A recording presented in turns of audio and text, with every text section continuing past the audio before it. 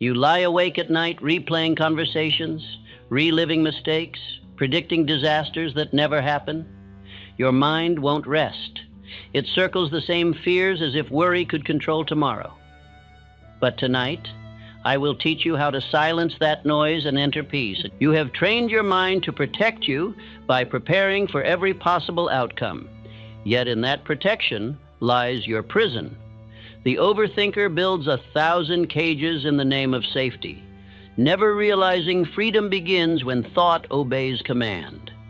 Imagine lying in darkness and feeling your mind finally grow quiet.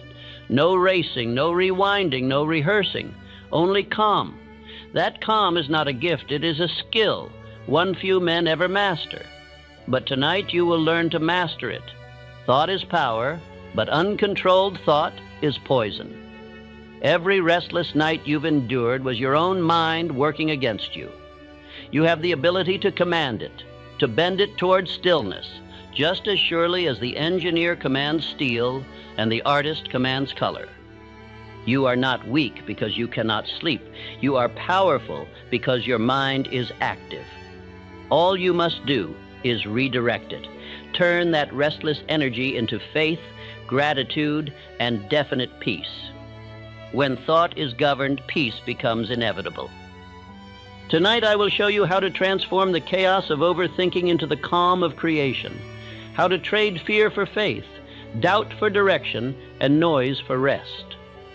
You will not chase sleep, it will come to you, obedient to a quieted mind.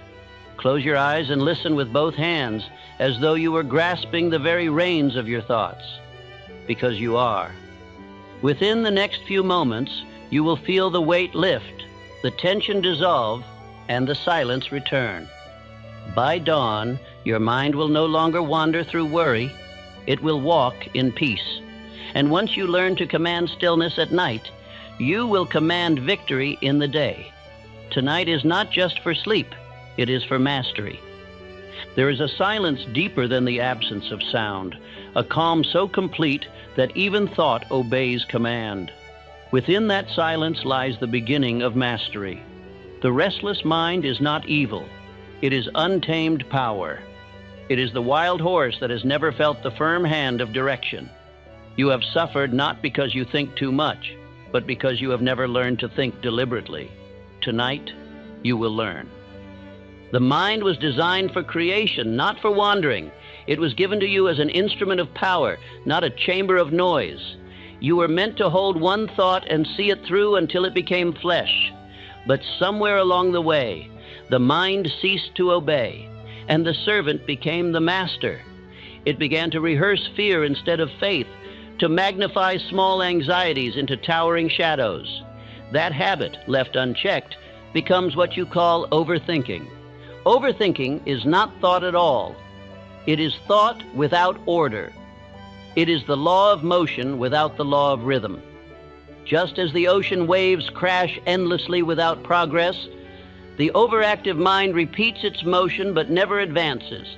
It confuses effort with direction, movement with mastery. Yet the same law that governs chaos also governs calm, and that law is rhythm. Peace is not the absence of thought. It is the organization of thought into harmony. Stillness is not passivity, it is command. When the mind is disciplined, stillness becomes a state of active power, the poised readiness of an archer whose arrow has not yet flown. This is the stillness that inventors, leaders, and builders have all known, the pause before creation. When Thomas Edison faced the fatigue of endless failure, he did not surrender to worry.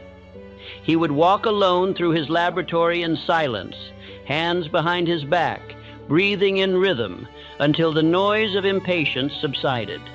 Then from that silence, ideas would come.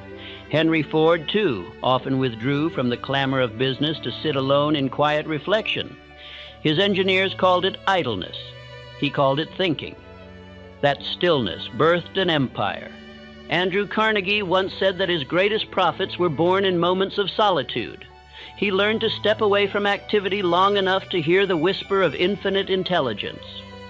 All men who master great enterprises first master themselves.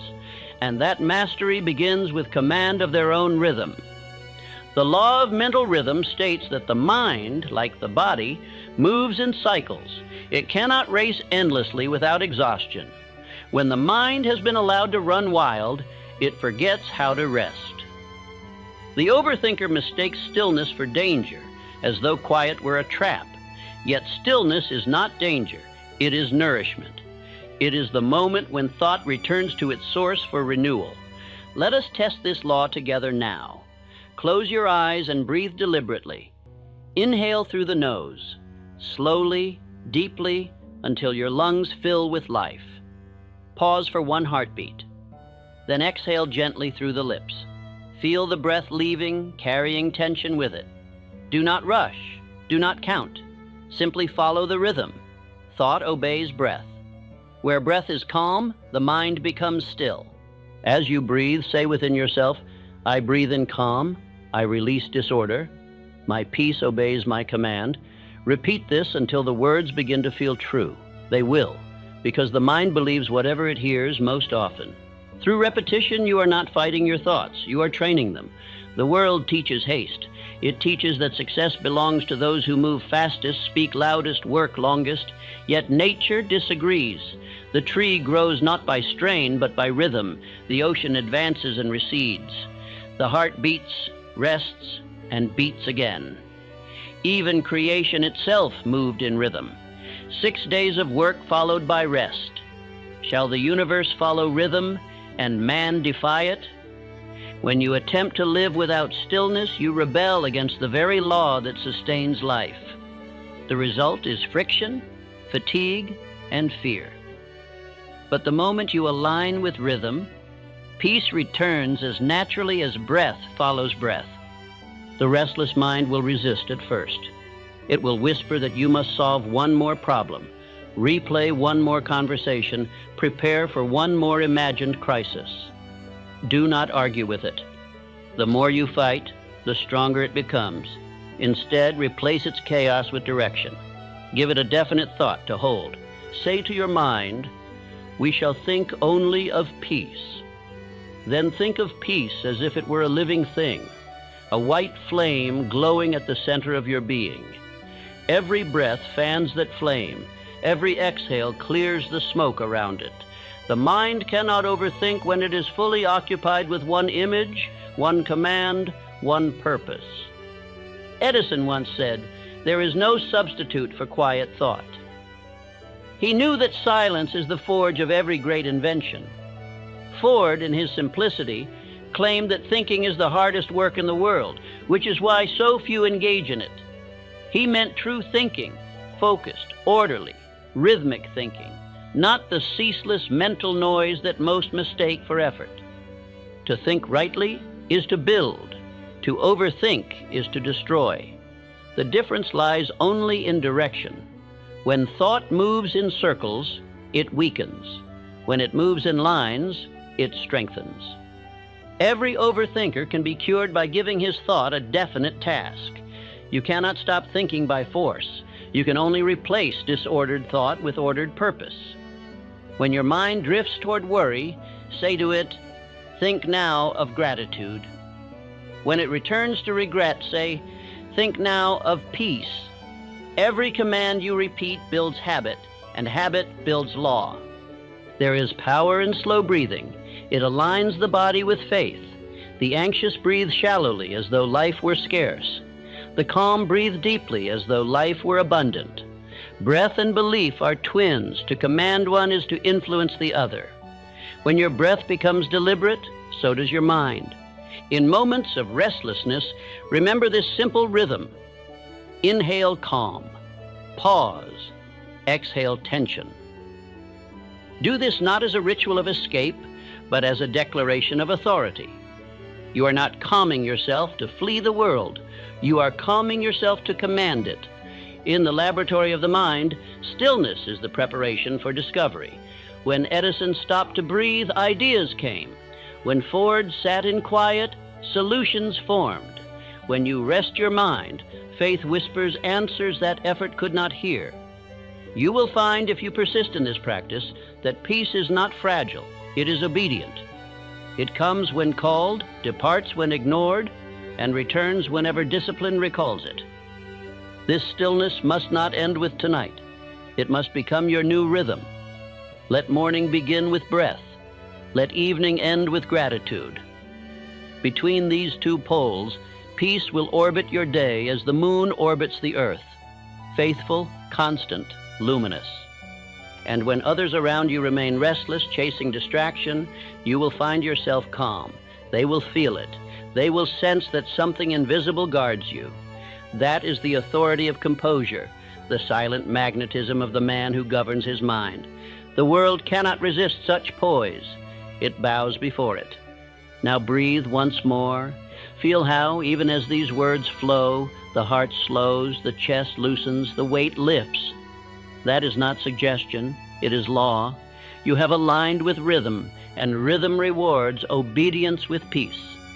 Understand this, the overactive mind is not your enemy. It is your untrained genius. It has built empires, written books, solved problems, but without command, it turns against itself. All it needs is leadership, your leadership. Say it softly within. I am not at the mercy of my thoughts. They are the servants of my purpose. I command calm, and calm obeys. Repeat these words until they feel like truth, because repetition is how truth is built. The mind accepts what is spoken in faith and habit. Speak these words each night, and the subconscious will engrave them as law. Every calm night strengthens you for decisive days. You will soon notice that thought obeys you not only in silence, but in action. You will walk slower, speak more clearly, decide more confidently. Stillness will no longer be a refuge. It will be your natural state. Now you know the first principle, that peace is a decision, not a condition, that calm is not earned but chosen. You have stilled the surface. Soon we shall quiet the depths. The mind is the finest piece of machinery ever created. It has no equal, no limitation except that which you impose upon it. It is both the architect and the builder of your destiny.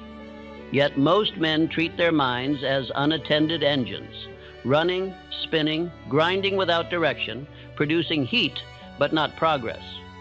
The restless man is not tormented by his mind, he is tormented by his misuse of it.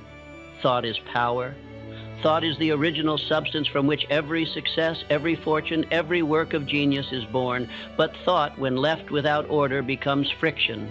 It burns instead of builds. The overthinker suffers because his mental machinery has been set in motion without a definite blueprint. He turns the gears endlessly, but never engages the wheels of creation. Understand this law: the mind never stops. It is perpetual motion. It cannot rest, but it can be directed. When it works toward purpose, it creates. When it moves without command, it destroys. The mind is neither friend nor foe. It is the servant of the last order you gave it. You cannot stop it, but you can steer it. Carnegie once said that his fortune was not built in factories, but in the quiet of his own mind. Every plan, every alliance, every decision was first rehearsed in imagination. Edison called his laboratory a workshop of the mind. Before the first experiment began, he had already built it in thought. The successful man does not silence his mind. He disciplines it. He makes it labor toward definite ends. Most people overthink because they have trained the mind to dwell on uncertainty. They allow thought to circle the same problem without resolution. They have never been taught that the mind, when given no order, becomes restless. A child without instruction destroys his toys. A mind without direction destroys its peace. If you would end this cycle of exhaustion, give your mind a task. Thought, like energy, must flow somewhere. It will either carve a channel toward creation or flood the plains of emotion. The difference lies in decision. Tonight you must decide that your mind will serve creation. Each night before rest, write down 3 definite ideas. They need not be grand. One may be gratitude for the day, another an improvement for tomorrow, a third a problem to be solved. When you write these, you give your mind lawful employment. You become its master, not its victim. While you sleep, the subconscious will obey those instructions, working silently, connecting invisible threads until answers begin to rise of their own accord. This is the same method used by every mind that has ever achieved greatness. Edison often ended his days by holding a small steel ball in his hand as he sat in a chair. He would relax until sleep almost overtook him, and when the ball fell and clanged upon the floor, he would awaken with an idea. That simple ritual trained his mind to deliver thoughts from the depths of rest. Carnegie did the same through mental rehearsal. He once described how, before major decisions, he would sit quietly and picture the meeting, the negotiations, and the results until he could feel calm certainty replace speculation. Then, when he acted, the world seemed to obey what had already been decided in the theater of his imagination. The subconscious mind is the obedient worker of this process. It has no power to reason. It acts entirely upon belief and repetition. It is the night shift of creation, working while the conscious mind sleeps. If you feed it with faith, purpose, and peace, it will construct conditions to match them. But if you feed it with worry, fear, and regret, it will obey those orders just as faithfully. Therefore, your responsibility is clear: to govern what enters the mind before rest. The final thought of the day becomes the seed of tomorrow's harvest. The anxious man plants chaos. The calm man plants clarity. One awakes heavy, the other awakes renewed. Let us examine this machinery more closely. The conscious mind is the engineer. It issues the commands. The subconscious is the engine. It executes them without argument. And infinite intelligence is the source of all power that drives them both. The engineer must direct the engine, and the engine must remain connected to its source. Lose connection and the power fails. Give wrong commands and the machinery destroys itself. Overthinking is what happens when the engineer gives no order. The gears turn, but they move aimlessly. You must, therefore, replace restless speculation with organized visualization. Imagine what you wish to feel, not what you fear to happen. See peace as a form. See rest as substance. Give the subconscious something definite to build. You cannot outthink anxiety by reasoning with it. You must redirect its energy. When thought begins to circle, interrupt it with command. Say, "I will think only what serves peace." Then choose one mental image: a calm river, a rising sun, or the face of a loved one smiling in gratitude, and fix your attention upon it. Hold it gently but firmly, as though you were shaping clay. The mind, when given a single point of focus, soon obeys. Ford once said that the secret of his success was his ability to think of one thing at a time. His workers, his managers, even his rivals marveled at his calmness in crisis. When others rushed into confusion, he would pause, sit back, and say, "Let us think." That pause was not delay. It was power collecting itself. From that pause, the right idea always came. You may say, "My thoughts run too fast for me to control." That is only because you have practiced disorder longer than discipline. The mind is a creature of habit. It will learn whatever you teach it. Begin by teaching it small commands. In the morning, decide one thought for the day. At night, decide one idea for reflection. Repeat these until obedience becomes natural. The mind, once trained, becomes your most faithful ally. It will begin to work for you even when you rest. You will wake with answers, solutions, insights that once seemed beyond reach. These are not miracles. They are the natural result of organized thought. Every time you overthink, remind yourself, this is not thinking, this is drifting. Thinking builds. Drifting dissipates. The difference lies in purpose. The overthinker floats, the deliberate thinker sails. Both are moved by the same wind, but only one has a rudder. Write these words somewhere you can see them. My thoughts obey my purpose. My imagination serves peace. Speak them before rest, not as wishful poetry, but as law. Each repetition engraves order into the machinery of your mind. The law of mental machinery demands maintenance. Just as steel must be oiled, so the mind must be cleared daily. Forgive what happened today. Release what you cannot command.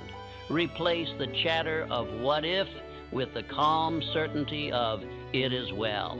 This daily clearing is the oil that keeps the mental gears from grinding. Every overactive mind can be retrained by this simple ritual: reflection, command, rest. Each night, write your 3 ideas. Reflect for 5 minutes on gratitude. Command peace through affirmations, then rest. Within weeks, the mind will associate night with restoration instead of worry. You will find as you persist that thoughts once wild now move in rhythm. Imagination, once the cause of anxiety, becomes the instrument of creation. The same power that kept you awake now works for you while you sleep. That is the law in operation. Energy redirected by purpose. Do not think of this as cure, but as mastery. You are not escaping thought, you are leading it. Every man must eventually learn to govern the machinery of his mind or be governed by it. The difference between genius and confusion lies not in power, but in control. As you lie in darkness tonight, do not chase sleep. Give your mind one final instruction: build peace. Say it softly, with faith. The subconscious hears tone, not volume. It responds to belief, not force. Speak as one who expects obedience, and you will receive it. The world will call this calm unnatural, but you will know it as discipline. You will begin to see how order in thought produces order in life. Those who once called you anxious will now call you reliable.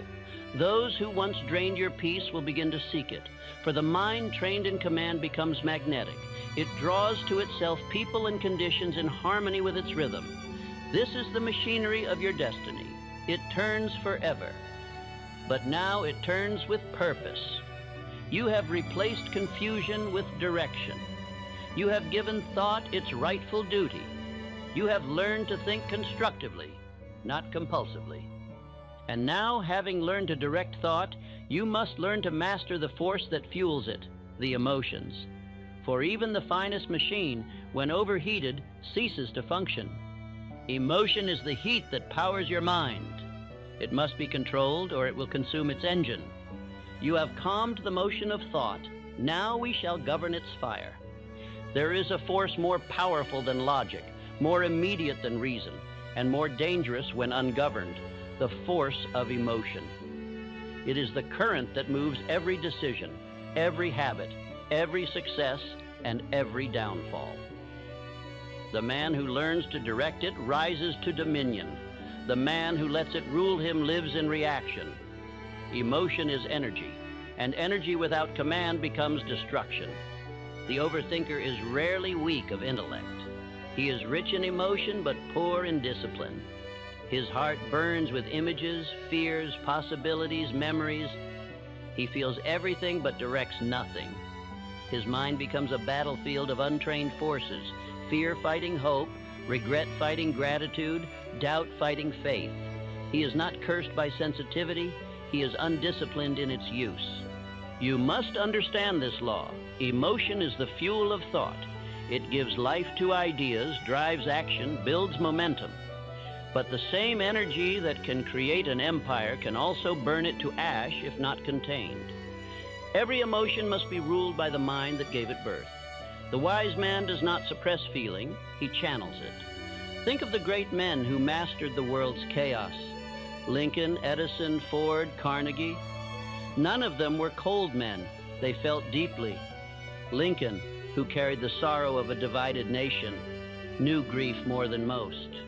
But he never allowed emotion to overthrow his reasoning. When anger came, he wrote letters but never sent them.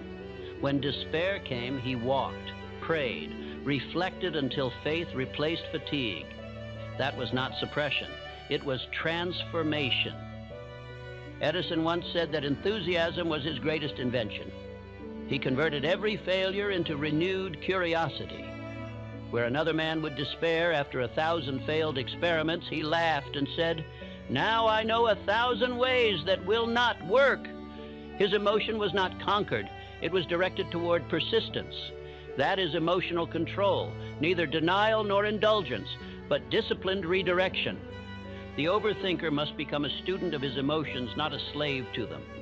He must learn to observe them as a scientist observes fire, understanding its nature, harnessing its heat, and preventing its spread. Fear is not the enemy. It is energy misinterpreted. Anger is not evil. It is passion misdirected. Sadness is not weakness. It is reflection unguided. Once understood, each emotion becomes a tool. When emotion surges, pause. Do not speak. Do not act. Observe it as though it belonged to another man. Ask, what is this trying to teach me? For every emotion carries instruction. Fear teaches preparation. Anger teaches boundaries. Sorrow teaches depth. Joy teaches gratitude. Every feeling is a messenger of law, but only to the man who listens. The first step to mastering emotion is recognition without reaction. To feel deeply yet remain calm is the rarest strength. Imagine the mind as a great ocean. The waves above may rage, but the depths remain still. The wise man lives from those depths. He feels the surface motion, but returns always to stillness beneath. This practice alone will separate you from 99 men out of 100. The second step is deliberate transmutation. When emotion appears, give it work. Convert fear into faith by reminding yourself of past victories. Convert anger into determination by focusing it on a constructive task. Convert sorrow into empathy by serving another. Energy cannot be destroyed, but it can always be redirected. Carnegie practiced this law perfectly. When faced with business losses, he refused to give anger any idle ground. Instead, he would pour his focus into organization, into better planning, into service. He once said, "The best cure for disappointment is useful work." That is not sentiment. It is scientific control of emotion. The third step is rhythm. Emotion moves in cycles. No feeling is permanent. Those who panic in their pain forget that rhythm governs even the heart. The tide withdraws before it returns. The sun sets before it rises. Pain, too, obeys this law. The wise man does not resist the ebb of joy or the flow of sorrow. He endures both with patience, knowing that rhythm will restore balance. Repeat this to yourself when emotion swells beyond reason. This too shall pass as all things pass. My peace is constant beneath the rhythm. Say it aloud. Breathe with it. Let the breath carry the truth deeper than intellect can reach. The body calms first, the mind follows. The overthinker must also learn the law of mental substitution. Two emotions cannot occupy the same mind at once. Gratitude and fear cannot coexist. Faith and doubt cannot speak in the same breath. When destructive emotion arises, replace it immediately. If fear enters, think of gratitude. If anger stirs, think of understanding. If sadness descends, think of beauty. You are not suppressing emotion, you are reassigning it. Imagine standing before your mind as a conductor before an orchestra. Each emotion is an instrument, some soft, some loud. You must not let one play without permission. The conductor does not destroy the drum for being loud. He brings it in at the right moment. Likewise, bring your feelings into harmony. Let faith play louder than fear. Let gratitude lead melody. And let peace set the rhythm. Every night before rest, reflect upon the emotions that ruled your day. Which were constructive, which were wasteful. Write them down, name them. Then write beside each negative one the virtue it concealed. For instance, fear wanted to keep me safe. Anger wanted to protect my worth. Sadness wanted to slow me for reflection. When you see the lesson behind the pain, the emotion loses its grip. Repeat this reflection for 7 nights, and you will discover a miracle. Emotions that once attacked you now serve you. Fear warns without weakening. Anger clarifies without consuming. Sorrow humbles without haunting. This is the art of emotional alchemy, turning the lead of reaction into the gold of wisdom. Do not condemn yourself for feeling deeply. Sensitivity is a gift. It is the mark of intelligence, but power must be tamed. The wild horse, once bridled, becomes the mightiest companion. The emotional man, once disciplined, becomes the most persuasive leader. Emotion gives life to speech, warmth to action, courage to faith. It is not to be silenced, but to be governed. As you grow in control, others will feel your steadiness. They will speak to you differently. They will trust your tone, your eyes, your presence. They will feel safe near you, for calmness radiates strength. Emotional control does not isolate. It attracts. It makes you magnetic. People seek the man who does not crumble under pressure, who remains serene while others rage. That serenity becomes influence. You will find that even your body changes. Your breath deepens. Your heart steadies. Your face softens. The body always mirrors the state of the mind. And when emotion is mastered, the body becomes graceful. You will carry yourself as one who needs no defense. That is true confidence, not pride, but peace. There is an ancient truth. He who conquers himself is greater than he who conquers a city. You will know you are near mastery when external events no longer control your mood.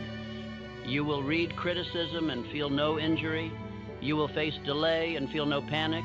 You will endure loss and still give thanks. That is not indifference, it is spiritual order.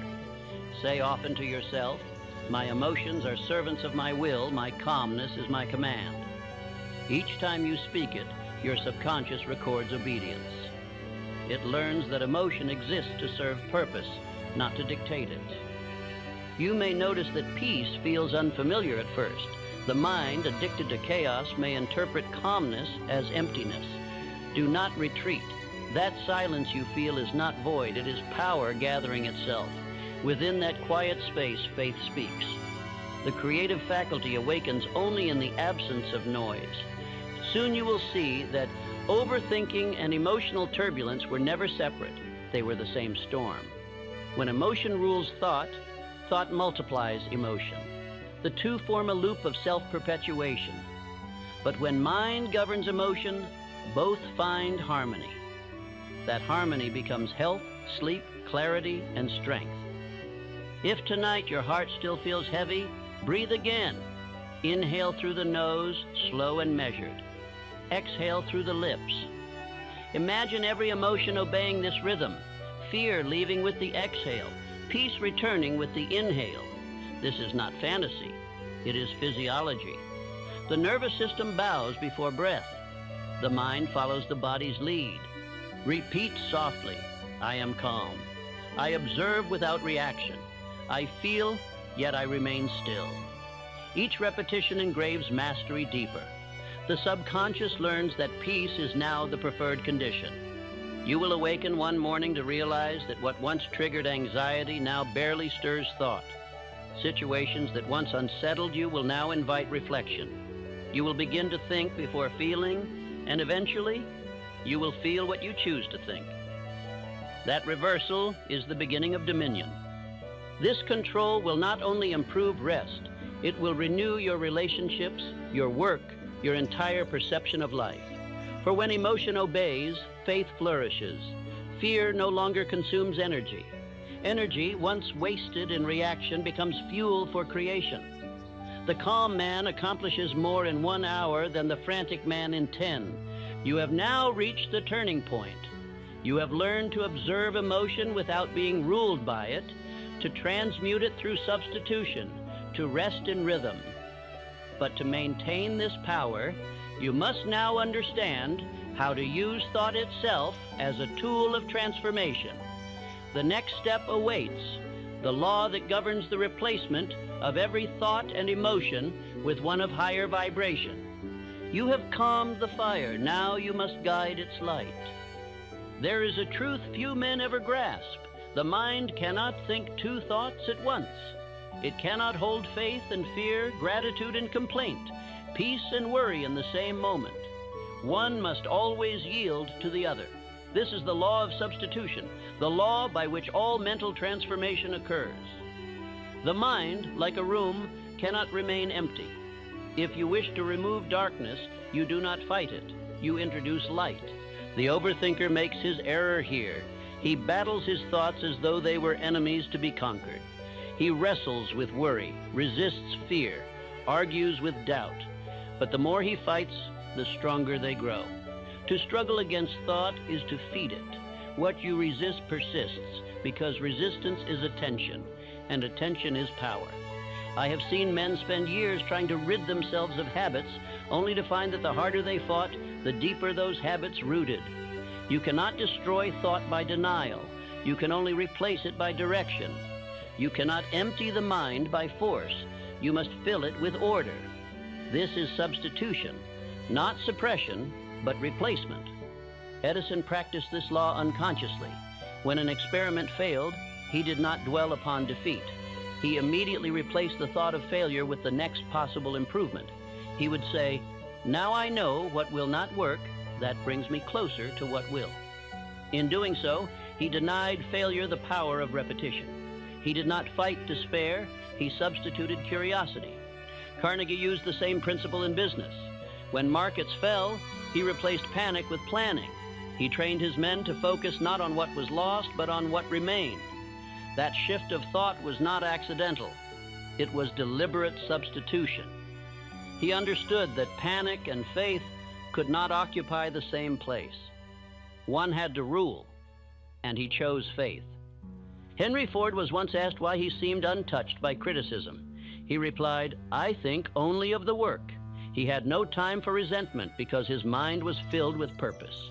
Resentment cannot exist in a mind occupied by creation. The negative cannot grow where the positive has taken root. That is the secret of mental substitution. Fill the soil of thought with seeds of intention, and weeds of worry will starve for lack of space. If you find yourself repeating the same anxious thoughts, do not attempt to silence them. Replace them. Say aloud, "I think only thoughts of order.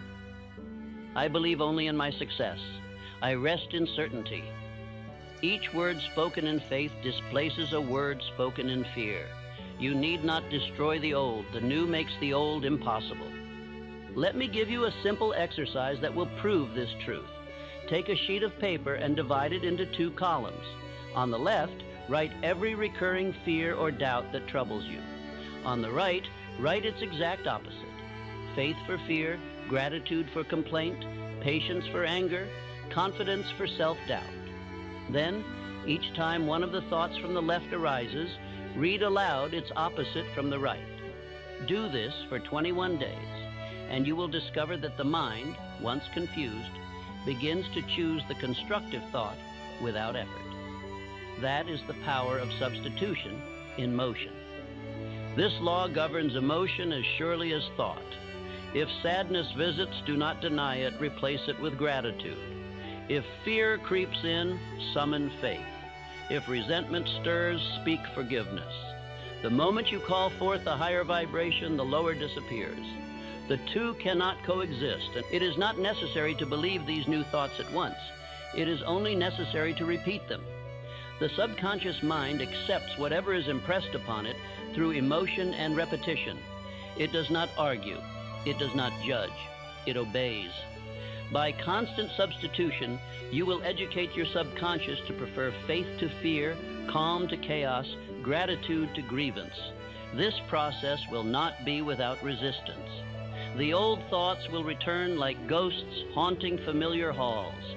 They will whisper, "This is who you are. You are anxious, you are doubtful, you are weak." Do not argue. Replace them. Speak softly but firmly. "I am calm. I am strong. I am directed." Repeat until the old voice fades. It will, for no lie can survive the repetition of truth. Overthinking is the mind's addiction to its own noise. Substitution introduces silence, not by suppression, but by saturation. Fill your thought space with gratitude, with definite ideas, with faith, until nothing else can fit. The anxious mind cannot overthink when it is occupied with clear creation. I have watched students of this law transform in weeks.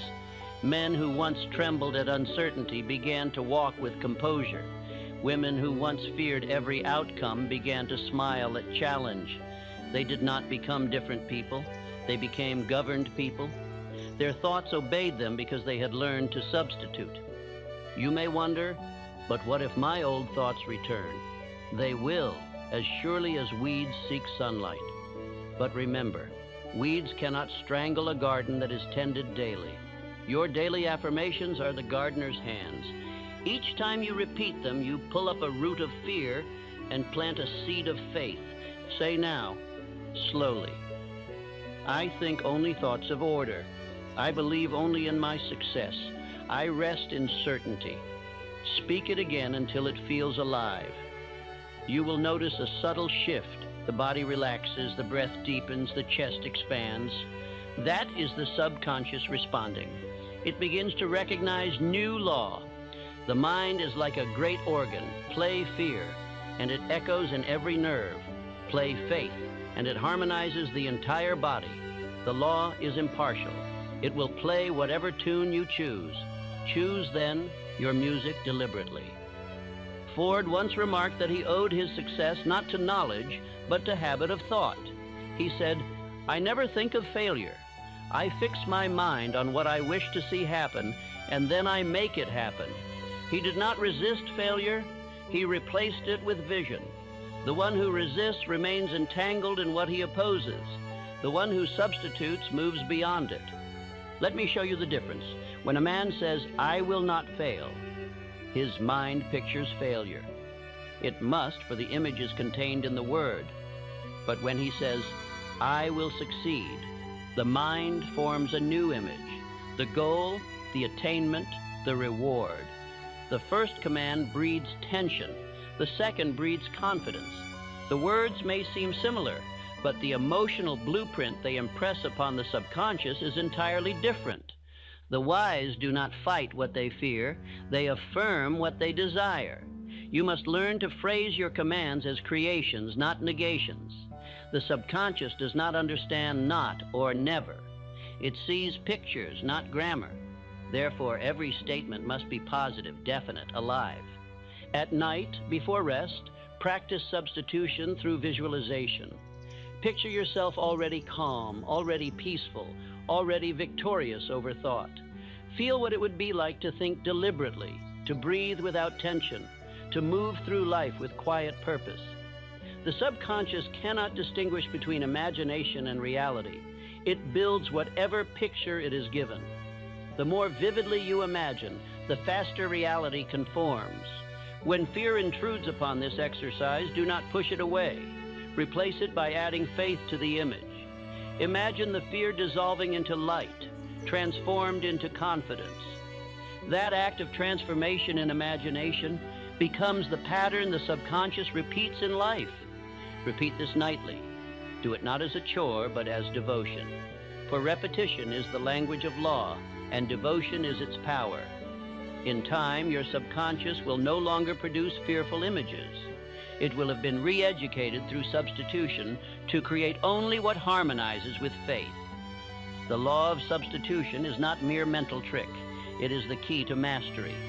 It is the invisible process by which chaos becomes order, weakness becomes strength, and restlessness becomes rest. The mind, once trained, will substitute automatically. When doubt enters, faith will immediately arise to meet it. When worry whispers, gratitude will answer before you command it. That is when mastery begins. Understand also that substitution is not avoidance. It is evolution. You are not running from your thoughts. You are refining them. The iron of fear becomes the steel of faith through the fire of repetition. You are not pretending to be calm. You are training calmness until it becomes your second nature. Soon others will notice. They will see that you do not react as you once did. They will feel your steadiness. When others panic, you will pause. When others despair, you will smile gently. That quiet confidence will speak louder than any argument. It will mark you as one who has learned to think under law. Say now one final time, I think only thoughts of order. I believe only in my success. I rest in certainty. Speak it as though infinite intelligence itself were listening, because it is. You have learned to replace confusion with direction, fear with faith, chaos with rhythm. But to apply this law with greater power, you must now learn the discipline of attention itself. For thought, once replaced, must also be sustained, and focus is the cement that holds substitution in place. You have learned to command thought, now you will learn to hold it. There is a law so simple, so profound, that when understood, it transforms confusion into power. Whatever a man continually focuses upon, he becomes. The mind, like sunlight, burns only when brought to a single point. Scattered light warms nothing. Focused light can cut through steel. The overthinker's struggle is not with too much thought, but with thought that wanders in every direction, never commanded, never concentrated. Attention is the steering wheel of the mind. Where it turns, all emotion, imagination, and energy follow. The world has taught man to scatter his thought, to leap from fear to fantasy, from past to future, from regret to worry. He wonders why he feels exhausted, why life seems chaotic. It is because his mind, the most powerful instrument known to man, has been left without aim. The man who learns deliberate focus becomes as a lens for infinite intelligence. He gathers the vast, invisible power of thought and directs it toward definite purpose. 1 hour of true focus is worth a year of idle motion. One clear idea held with faith can do more than 1,000 wishes murmured in uncertainty. Henry Ford's secret was not invention. It was focus. His entire life was built upon one idea, to create a motor car affordable to the common man. While others discussed 100 possibilities, Ford thought only of one. His employees said that he could sit for an hour, unmoving, thinking of a single mechanical problem until the answer appeared. That was not idleness. It was directed power. Rockefeller possessed the same faculty. When markets fell, when panic ruled others, he withdrew into silence and thought. He did not allow the outer world to scatter his mind. He observed, calculated, and focused only on what could be controlled. That focus made him master of his circumstances. It allowed him to see opportunity where others saw ruin. Focus is the discipline of attention. It means to choose your thought deliberately and remain loyal to it. It means to command the mind to stay upon one subject until the work is complete. Every act of greatness, every work of art, every fortune ever built has sprung from this principle. No man becomes powerful until he can hold one idea in the field of his mind without drift. The overthinker has never practiced this art. His mind, untrained, leaps like a wild animal from one fear to the next. He imagines outcomes that do not exist, revives memories that do not matter, and builds futures that never arrive. The cure is not more thought, it is disciplined thought. He must learn the law of deliberate focus, to hold a single idea as the sun holds the earth in orbit. Let us practice this now.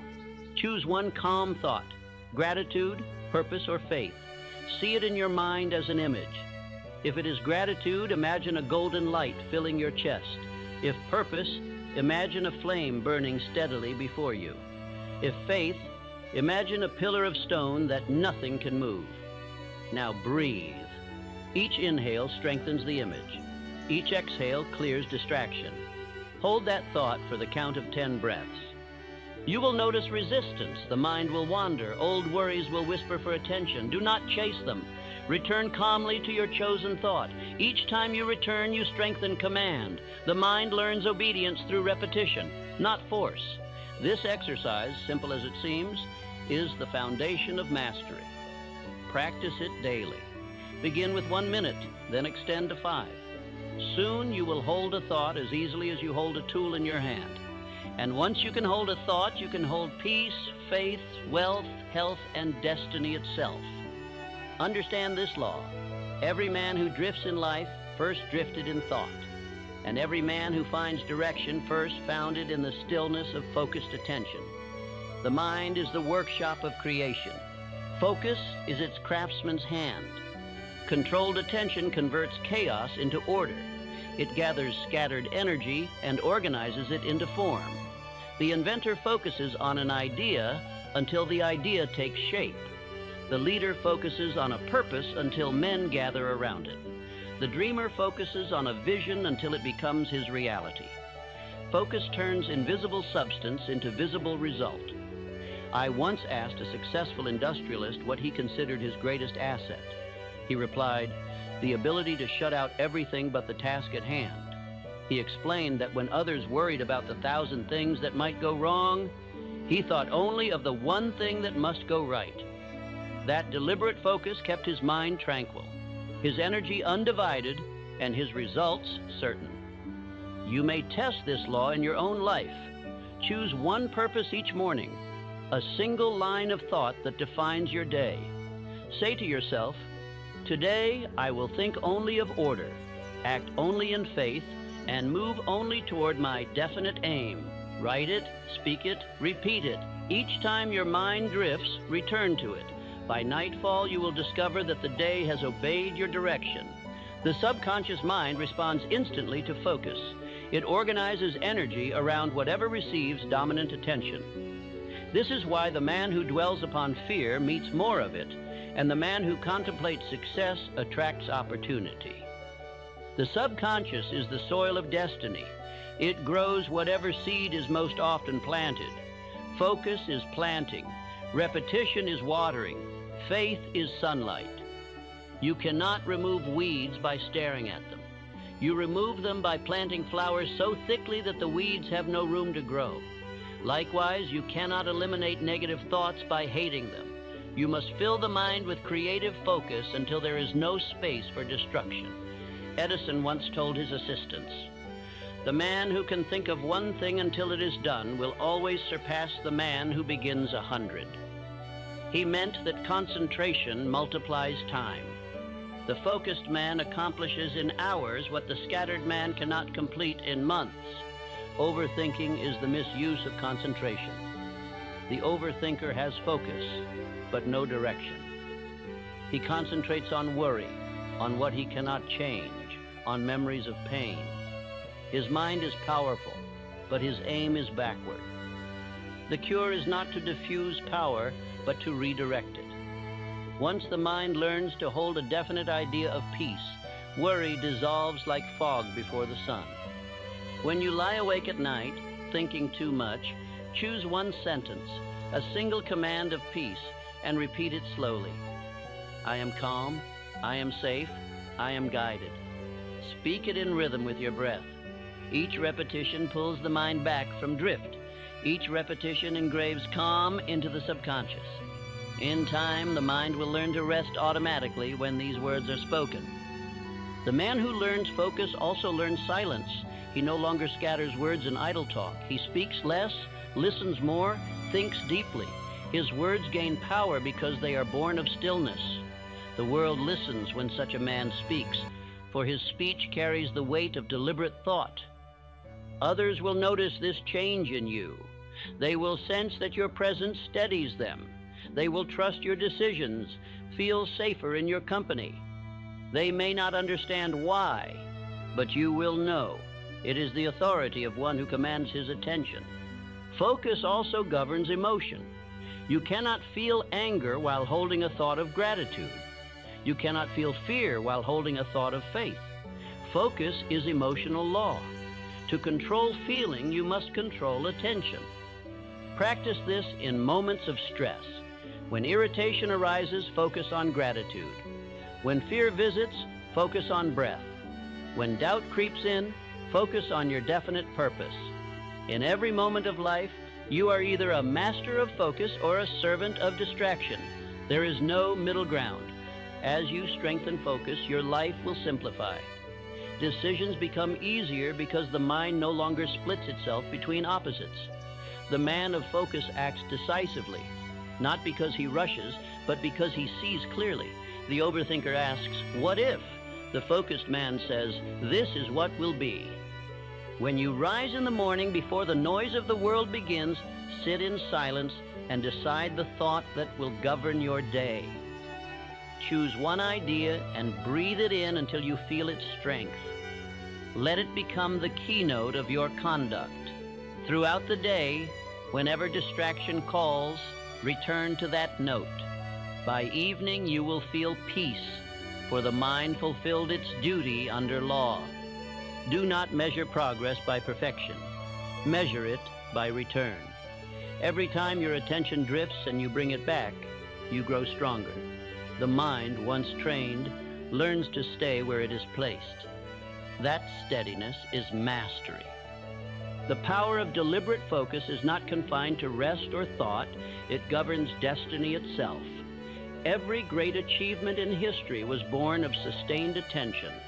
The pyramids, the steam engine, the telegraph, the automobile, all were results of men who held an idea longer than others believed possible. The world belongs to those who can think uninterrupted. Say often, "I control what I think. I direct what I feel. My focus is my freedom." Say it until it becomes the natural language of your mind. Each repetition is a hammer stroke shaping character. And when you have learned to hold one thought of peace, one vision of faith, one image of purpose, you will find that overthinking no longer exists. It has been replaced by deliberate creation. The same energy that once exhausted you will now empower you. You will no longer chase calm, it will follow you. You will no longer beg for rest, it will meet you. The mind, once restless, will now work silently and efficiently, like a well-built engine humming under control. You have learned the art of holding thought. Now you must give that thought a definite direction. For focus without purpose is energy without aim. The next step in mastery is to define the destination of your attention, to give it a chief aim that makes every thought, every feeling, every act serve one great design. You have focused your power. Now we will aim it. There comes a moment in every life when drifting must end. The mind, once disciplined, must now be directed. Power without purpose is a storm without course, strong enough to destroy, too aimless to build. Focus alone is not enough. It must serve a definite aim. The man who knows where he is going can command any force. The man who does not becomes a servant to accident. Every man and woman who has risen from obscurity to greatness began the same way, by fixing the mind upon a single purpose and refusing to move until that purpose took form. Purpose is the anchor of peace and the compass of success. Without it, the finest machinery of the mind will grind itself to ruin. With it, even chaos becomes order. The overthinker suffers from lack of direction, not lack of ability. He thinks in every direction at once, like a compass needle spinning in confusion. He analyzes, questions, replays, but never decides. His mind is powerful, yet paralyzed by indecision. He must learn what every builder, inventor, and conqueror learned, that to think effectively, thought must be chained to purpose. A man's definite chief aim is not merely a goal. It is a spiritual covenant. It is the written statement of his partnership with infinite intelligence. When you declare your purpose with faith, unseen forces begin to align to help you. Opportunity gravitates toward direction. Chance itself bows before decision. Carnegie built his empire on one sentence: to produce and distribute steel of quality at the lowest possible cost. That purpose guided every decision, every partnership, every invention. He did not scatter thought, he funneled it. His workers, his allies, his fortune, all bent to serve the idea he had fixed in mind. Lincoln held one aim above all others: to preserve the Union. Every word he spoke, every battle he endured, every sacrifice he made was weighed against that purpose. It gave him endurance through ridicule, loss, and loneliness. His focus was not on his own comfort, but on the destiny of an ideal. Purpose made him immortal. Henry Ford wrote his purpose plainly: to serve the common man. That sentence, once formed, became the blueprint of an industry. Men laughed, financiers doubted, engineers scoffed, but Ford's faith did not bend. He knew that thought organized around purpose becomes law. The world eventually rearranged itself to obey his vision. You too must now declare your purpose, not vaguely, not someday, but now. It need not be vast at first. Your purpose may simply be peace, rest, or growth, but it must be definite. Write it plainly, speak it aloud, say, "This is my chief aim, and I will live it daily until it becomes fact." The moment you decide, confusion dies. Decision is death to drifting. Without decision, the mind floats from one impulse to the next, exhausted and unfulfilled. But once purpose is written, every act becomes meaningful. Every thought either serves it or opposes it. You no longer live in reaction, you live in direction. Take a page and write these words at the top, "My definite chief aim." Beneath it, write your purpose in one clear sentence. Then write how you will serve that purpose and what you will give in return. Read it aloud each morning and each night. Do not read it mechanically. Read it with feeling, as if speaking to the infinite mind that hears all faith.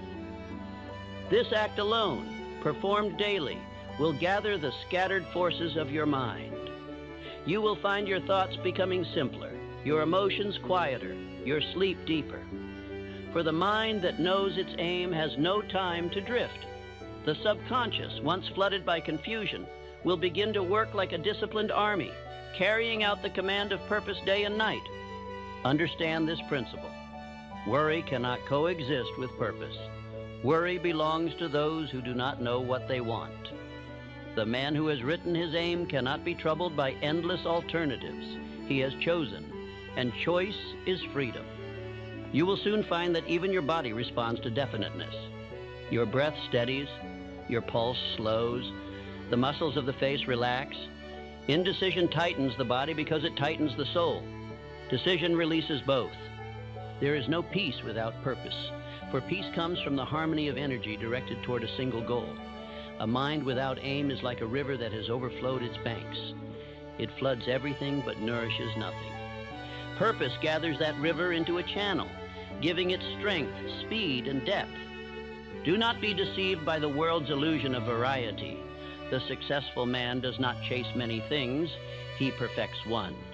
He is known for one virtue, one craft, one mission, and through that, all else is added to him. The undisciplined mind chases 10 ambitions and loses all. The disciplined mind pursues one and gains 10. The law of definiteness applies even to peace.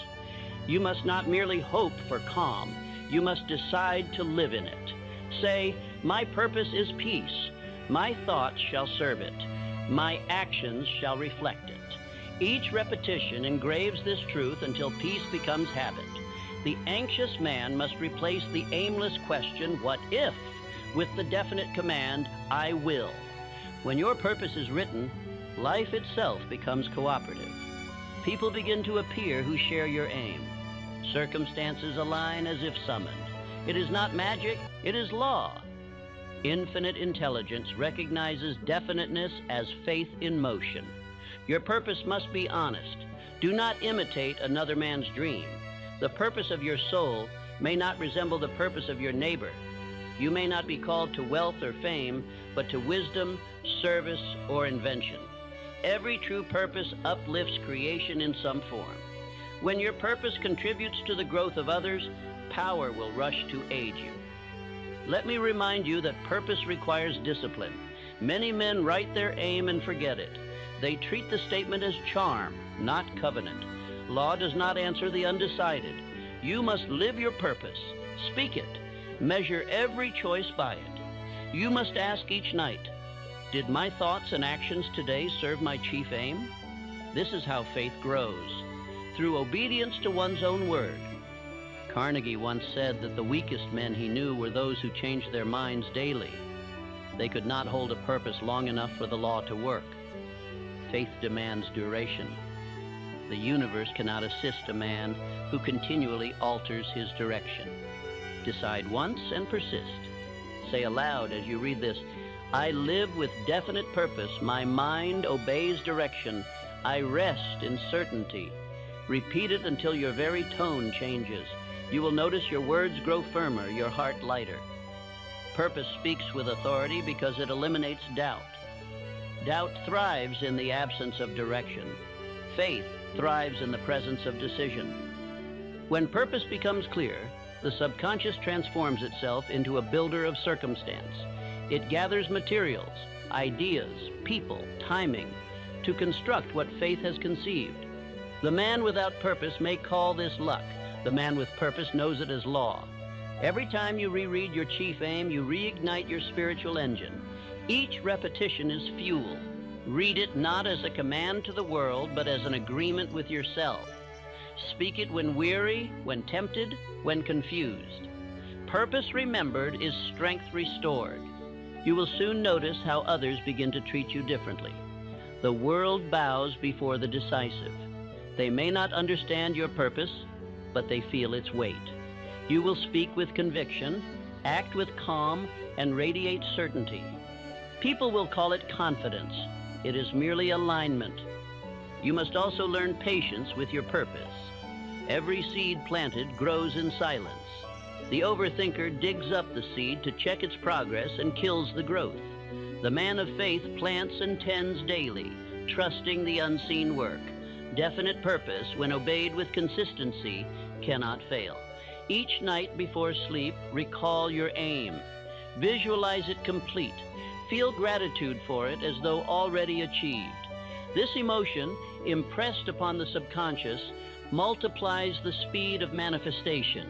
The subconscious works most faithfully when emotion and definiteness unite.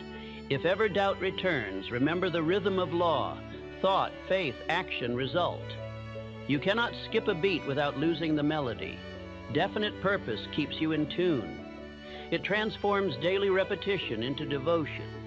Others will tell you that it is dangerous to be too focused, that variety keeps life interesting. But variety without aim is the pastime of the unfocused. The master finds variety within his purpose, depth within repetition, richness within simplicity. The more definite your aim, the broader your reach. Lincoln once said, "A house divided against itself cannot stand." The same is true of the mind. A man divided by indecision will collapse under his own conflict.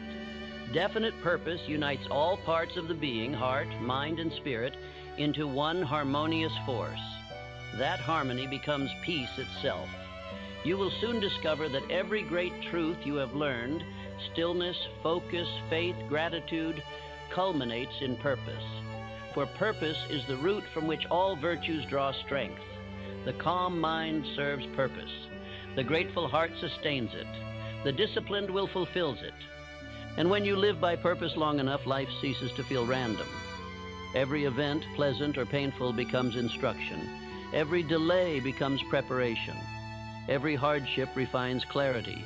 Even adversity serves aim. You stop asking, "Why me?" and begin asking, "What is this teaching me toward my purpose?" Write your purpose upon paper, upon memory, upon your heart. Read it morning and night. Speak it until it feels sacred. This is not superstition. It is science. The subconscious, when fed by repetition and belief, builds in silence what you declare in faith. Now you understand the law. Thought must serve direction. Direction must serve purpose. Purpose must serve faith. This is how you end the drift forever. This is how you save 10, 20, even 30 years of wandering. The undecided waste decades in hesitation.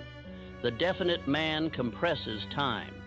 He does in one decade what others fail to do in a lifetime. You have focused your power and fixed your purpose. Now you must give rhythm to your actions. For purpose without order decays into dream. Energy must move in time as thought moves in direction. To make purpose permanent, you must turn it into discipline. You have decided, now you must persist. There is no greatness without rhythm.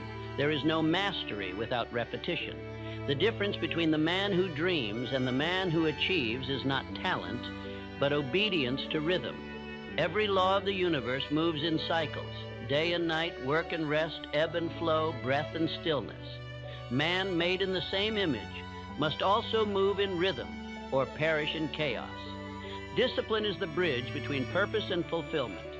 It is the visible proof of invisible faith. When you decide upon a purpose, law observes whether you will serve it daily. Desire without discipline is like a fire without fuel. It flares brightly but dies in the wind.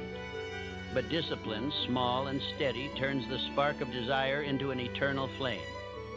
I have met men of brilliant intention, gifted with ideas, inspired by dreams, but they lacked rhythm. They worked in bursts of energy and drowned in their own inconsistency. Their efforts were like rain that nourishes for a moment but never fills the roots. Then I met men of ordinary ability who achieved extraordinary success. They rose at the same hour, worked with the same focus, thought with the same devotion. They obeyed rhythm, and rhythm rewarded them with mastery. Edison's genius was not a single thought. It was disciplined persistence. He conducted 10,000 experiments without victory, and yet he moved each day with the same rhythm. He said, "I have not failed. I have found 10,000 ways that do not work." That was not humor, it was law. He understood that success is built upon repetition of right action until law yields the reward. Ford's rhythm was the same. He woke early, thought quietly, acted deliberately. Each day carried structure: reflection, decision, execution, review. That rhythm built an empire of metal and men. Carnegie, too, followed rhythm. He worked, rested, studied, and repeated.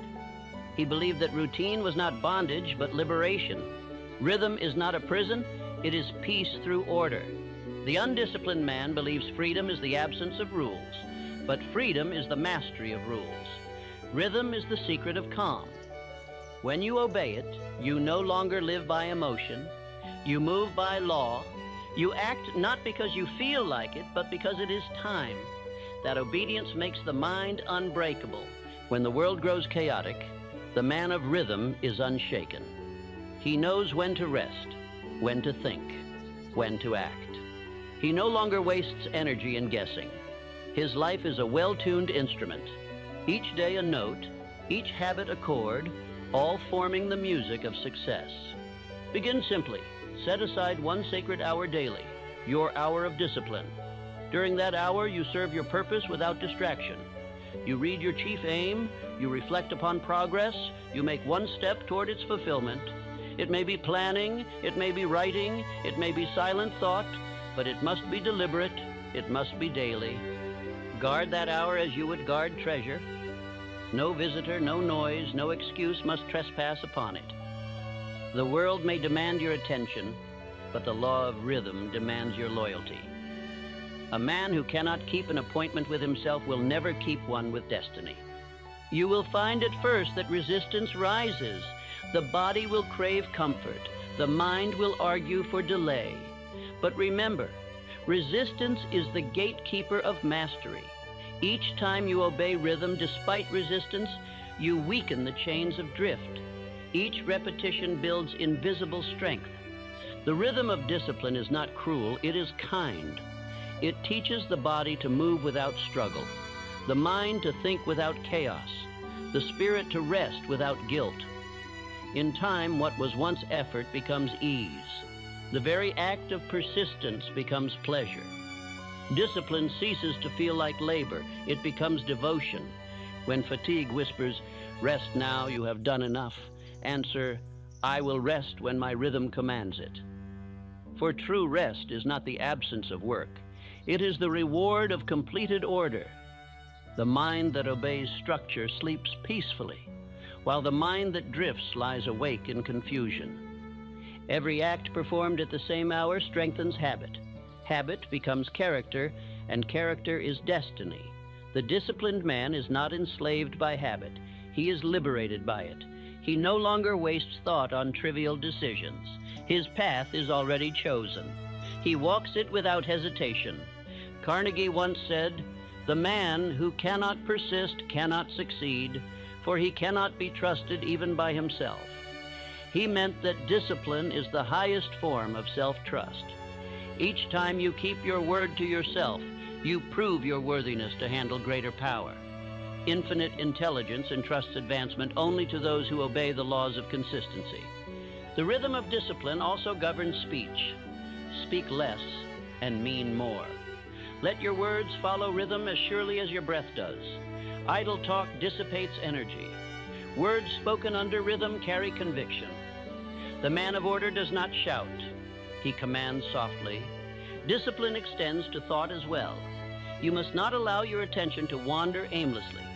Decide what to think about each hour and think of nothing else. If the mind drifts, bring it back with calm authority. Each return is a victory. Thought obeys like a muscle trained by repetition. Soon you will notice that even emotion bends to rhythm. Anger that once ruled you fades quickly. Fear dissolves before faith. The body itself becomes rhythmic, your pulse steady, your breathing deep, your movement graceful. The mind and body synchronize under law, and together they create peace. This is the great paradox. The more disciplined your rhythm, the more spontaneous your creativity. When the conscious mind rests in structure, infinite intelligence has space to work through you. Ideas will come unbidden. Intuition will whisper truth. You will find that discipline is not limitation. It is the invitation to inspiration. You will also find that rhythm gives time new meaning. The undisciplined man always says, "I have no time." But time is not lacking. It is misused. Discipline expands time because it eliminates waste. A single focused hour accomplishes what a scattered day cannot. If you wish to test this, dedicate 30 minutes daily to reflection alone. Sit without distraction and review your thoughts, your conduct, your direction. Ask, did my actions today serve my chief aim? The undisciplined man drifts through days without accounting. The disciplined man reviews, adjusts, and improves. That review multiplies his progress tenfold. Each evening before rest, perform the ritual of renewal. Read your purpose aloud. Write one sentence of gratitude. Reflect on what law taught you that day. Then release thought. Say quietly, "My work is done for now. My mind may rest." This nightly rhythm trains the subconscious to obey peace. The power of rhythm increases through faith. Discipline without faith becomes drudgery, but discipline with faith becomes sacred order. When you act daily toward purpose, even without results, you demonstrate belief in law. That belief magnetizes opportunity. Do not confuse rhythm with rigidity. The disciplined man is flexible in method but firm in principle. He adapts when required but never abandons direction.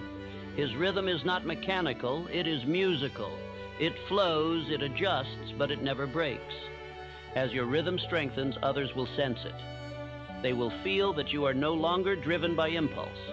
You will walk with calm certainty, as one who moves by inner compass. They will trust you, not because you seek their approval, but because rhythm radiates reliability. Repeat daily this affirmation. My order is my freedom. My discipline is my peace. My rhythm is my power. Speak it not as wish, but as law. Each repetition aligns you more closely with the universal rhythm that governs all success. Soon, discipline will cease to feel external. It will become instinctive. The same law that beats within your heart will guide your habits. You will no longer force effort. Effort will flow naturally from rhythm. You will rise at the same hour, act with the same precision, and end each day with the same satisfaction.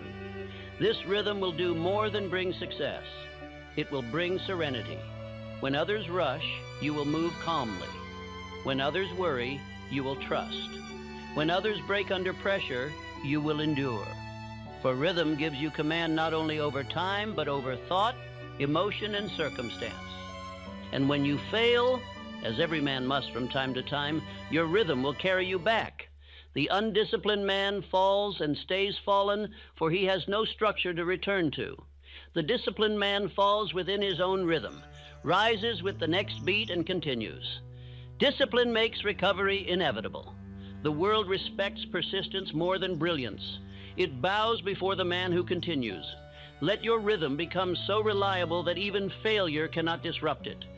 Be as the tide, ever returning, ever advancing, indifferent to obstacle. You may not yet see the fruits of your rhythm, but they are forming beneath the soil of habit. Each repeated act deepens the root of power. Keep watering it with faith, and in due season your purpose will flower. And now, having mastered rhythm, you will face the last great test, the conquest of fear. For rhythm without courage becomes routine, and courage without rhythm becomes recklessness.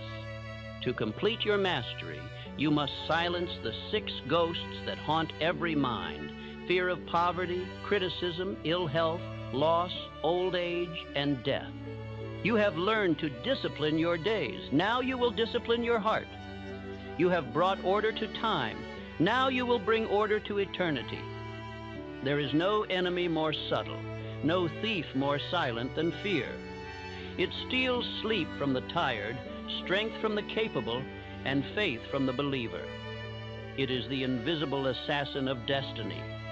Every failure, every hesitation, every act of self-sabotage can be traced to one of the 6 ghosts that haunt the human mind: the fear of poverty, the fear of criticism, the fear of ill health, the fear of loss, the fear of old age, and the fear of death. These fears do not come from the world. They arise within. They are illusions fed by imagination without discipline. The man who conquers them gains dominion over himself. The one who does not remains enslaved to conditions. For fear is not a force of nature. It is the misuse of faith. It is faith in the wrong direction, belief in defeat instead of belief in law. When a man believes in fear, he gives energy to failure. When he believes in faith, he gives power to success. The law does not change. It simply obeys the command of his thought. You have learned to focus, to discipline, to substitute. But now you must face the ancient tyrant that prevents all men from peace. The first ghost is the fear of poverty. It is the root of most worry. It whispers that security lies in gold, that comfort depends upon possession. But poverty is not a lack of money. It is a lack of purpose, a lack of confidence in one's ability to think. True wealth begins in thought. No man is poor who can create an idea. Money is only the shadow of organized thought. Carnegie began with nothing but a desire so strong that poverty could not contain it. He thought himself rich in service before he was rich in steel. He did not curse lack. He converted it into discipline. He learned the law. Money responds to thought, not complaint. When you fear poverty, you attract it. When you think abundance, you magnetize it. The surest cure for the fear of poverty is production. Do something of value each day. The second ghost is the fear of criticism. It is the fear that keeps men small. It silences talent, buries ambition, and chains originality. Many have genius enough to rise, but not courage enough to stand alone. They let the opinions of others become their prison. Yet every man of achievement, Edison, Ford, Lincoln, Rockefeller, was once mocked by lesser minds. They endured ridicule as proof of progress. Lincoln said, "If I were to read, much less answer, all the criticisms made of me, this shop might as well be closed for any other business." He understood that a man cannot drive forward while turning his head to hear every voice behind him. The fear of criticism dies when you accept one truth: no one criticizes the man who does nothing. Condemnation is the tax of influence. The third ghost is the fear of ill health. It thrives in the imagination of the worried. The mind that constantly pictures sickness invites it, for the subconscious follows thought as surely as the shadow follows the body. Fear of disease is the disease itself. Faith in health is the first medicine. Edison once said, "The body is a machine. Keep it clean, feed it right, and think rightly about it, and it will run for 100 years. Every symptom magnified by fear becomes stronger. Every breath accompanied by faith becomes healing. Say often, 'I am whole, vital, and strong.' My mind builds health. My faith sustains me. Speak it until the body obeys. The cells of your being hear your thoughts. Your blood carries your belief. Infinite intelligence flows through you at this moment, ready to renew whatever you command. The fourth ghost is the fear of loss. It makes men cling to what must evolve. They hold people, possessions, and conditions as though grasping could preserve peace. Yet nothing real can be lost. All that departs does so by law to make room for greater gain. Fear of loss paralyzes generosity. Faith in circulation multiplies wealth. The man who gives freely never lacks, for he aligns with the rhythm of increase. When Rockefeller gave away fortunes, critics called it arrogance, but he knew that giving sustains abundance. The miser who hoards grows poor in spirit. The giver, like the river, remains full because he flows. Release is not loss, it is renewal. When you feel fear of losing, repeat this truth. Nothing truly mine can ever be taken. Nothing unfit can ever stay. The fifth ghost is the fear of old age. It is the whisper that time steals power. But time is no thief. It is a servant of wisdom. Age is not measured by years, but by the vitality of purpose. The man who wakes with an aim grows younger in spirit daily. Carnegie was past 50 when his wealth reached its height. Edison was past 60 when invention crowned him. The body slows. The mind deepens. Do not fear aging. Fear stagnation. Say daily, each day I grow wiser, stronger, and more serene. I age in rhythm with law, and law renews me. Let the mind dictate to the body, not the reverse. The cells of the body are obedient servants. They listen to the command of thought. Keep purpose alive, and vitality will follow. The last and most terrible ghost is the fear of death. It is the shadow that poisons joy and steals courage. Yet death, rightly understood, is only transition. Nature herself knows no death, only change of form. The leaf falls, but the tree endures. The body sleeps, but the soul continues. Fear of death is fear of interruption. Faith in law reveals continuity.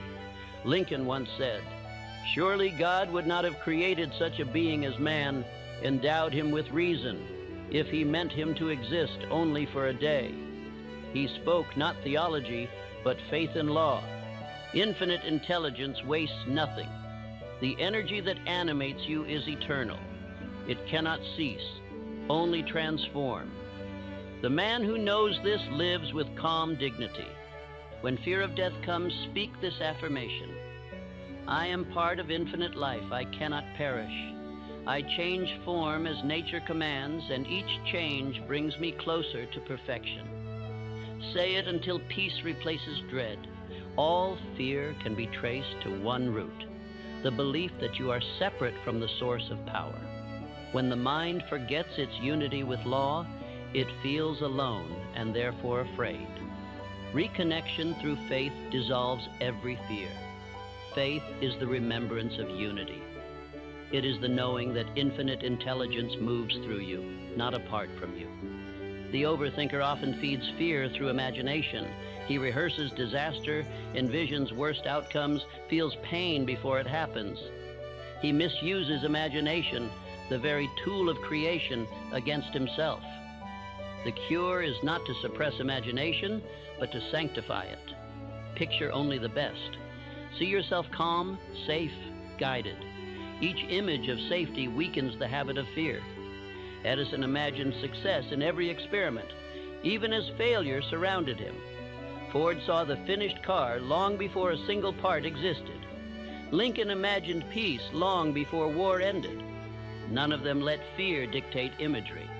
They understood that whatever the mind pictures with faith must eventually take form. Fear obeys rhythm like all things. It rises, peaks, fades. When fear comes, breathe slowly. Say, this too shall pass. Wait for the rhythm to complete itself. Do not resist. The wave that you let pass cannot drown you. Fear thrives only in struggle. You cannot argue with fear. You can only outgrow it. Outgrow it through knowledge, discipline, and faith. Knowledge reveals fear's illusion. Discipline prevents its rule. faith replaces it entirely. Each time you act in faith while afraid, fear loses ground. It starves for attention and eventually dies. There is one exercise that destroys fear at its root. Each morning before you rise, speak this aloud. Infinite intelligence is within me and around me. Nothing can harm me, for all is law. My life is guided. My mind is calm. My purpose is sure. Speak slowly, as though chiseling truth into stone. Repeat until you feel warmth in your chest, strength in your spine, certainty in your breath. This is not suggestion. It is command. Fear cannot remain where law is declared. The mind cannot serve two masters. You must choose daily between fear and faith. One is imagination enslaved, the other is imagination empowered. One drains energy, the other multiplies it. Every decision, every emotion, every habit is allegiance to one of these two forces. Choose faith until fear no longer finds entry. The disciplined mind does not chase courage, it creates it through obedience to rhythm. When fear whispers, he keeps his schedule. When doubt trembles, he takes the next step. Courage is not absence of fear. It is mastery over it. Each act of endurance weakens fear's voice. Soon you will find that fear no longer visits you in the night. Your mind will no longer race through shadows. You will sleep deeply, because peace no longer fears awakening. The ghosts that once haunted you will vanish, not by exorcism, but by enlightenment. Fear is darkness. Faith is light. Bring in the light, and darkness flees. You have now conquered the 6 ghosts. Poverty has no grip on your purpose. Criticism cannot shake your faith. Health obeys your thought. Loss has become renewal. Age has become wisdom. Death has become transformation. You have reclaimed your birthright of peace. And now that fear is conquered, a new power awakens, gratitude. For gratitude is the emotion that harmonizes all others. It is the vibration of abundance, the song of faith fulfilled. Having silenced fear, you must now learn to sustain joy. You must learn the law of gratitude, for gratitude is the crown of peace and the rhythm of prosperity. You have faced darkness, now you will learn to shine. Gratitude is the highest form of faith. It is the acknowledgement that law has already provided what the heart requires. It is the emotion that dissolves fear, neutralizes worry, and opens the gates of abundance. When a man feels gratitude deeply and deliberately, he aligns himself with infinite intelligence. He becomes a magnet for every good thing yet unseen. Faith is the architect of destiny, but gratitude is its seal. Faith builds the structure. Gratitude fills it with light. To live in constant gratitude is to live in unbroken connection with law. The overthinker lives in anticipation. He waits for proof before giving thanks. But the man of mastery gives thanks before results appear, and in that act of faith he calls them forth. Each night before sleep, give thanks aloud for what is, for what was, and for what is to come. Thank the power that sustains you for the air that fills your lungs, for the lessons that strengthen your mind, for the peace that grows with each breath.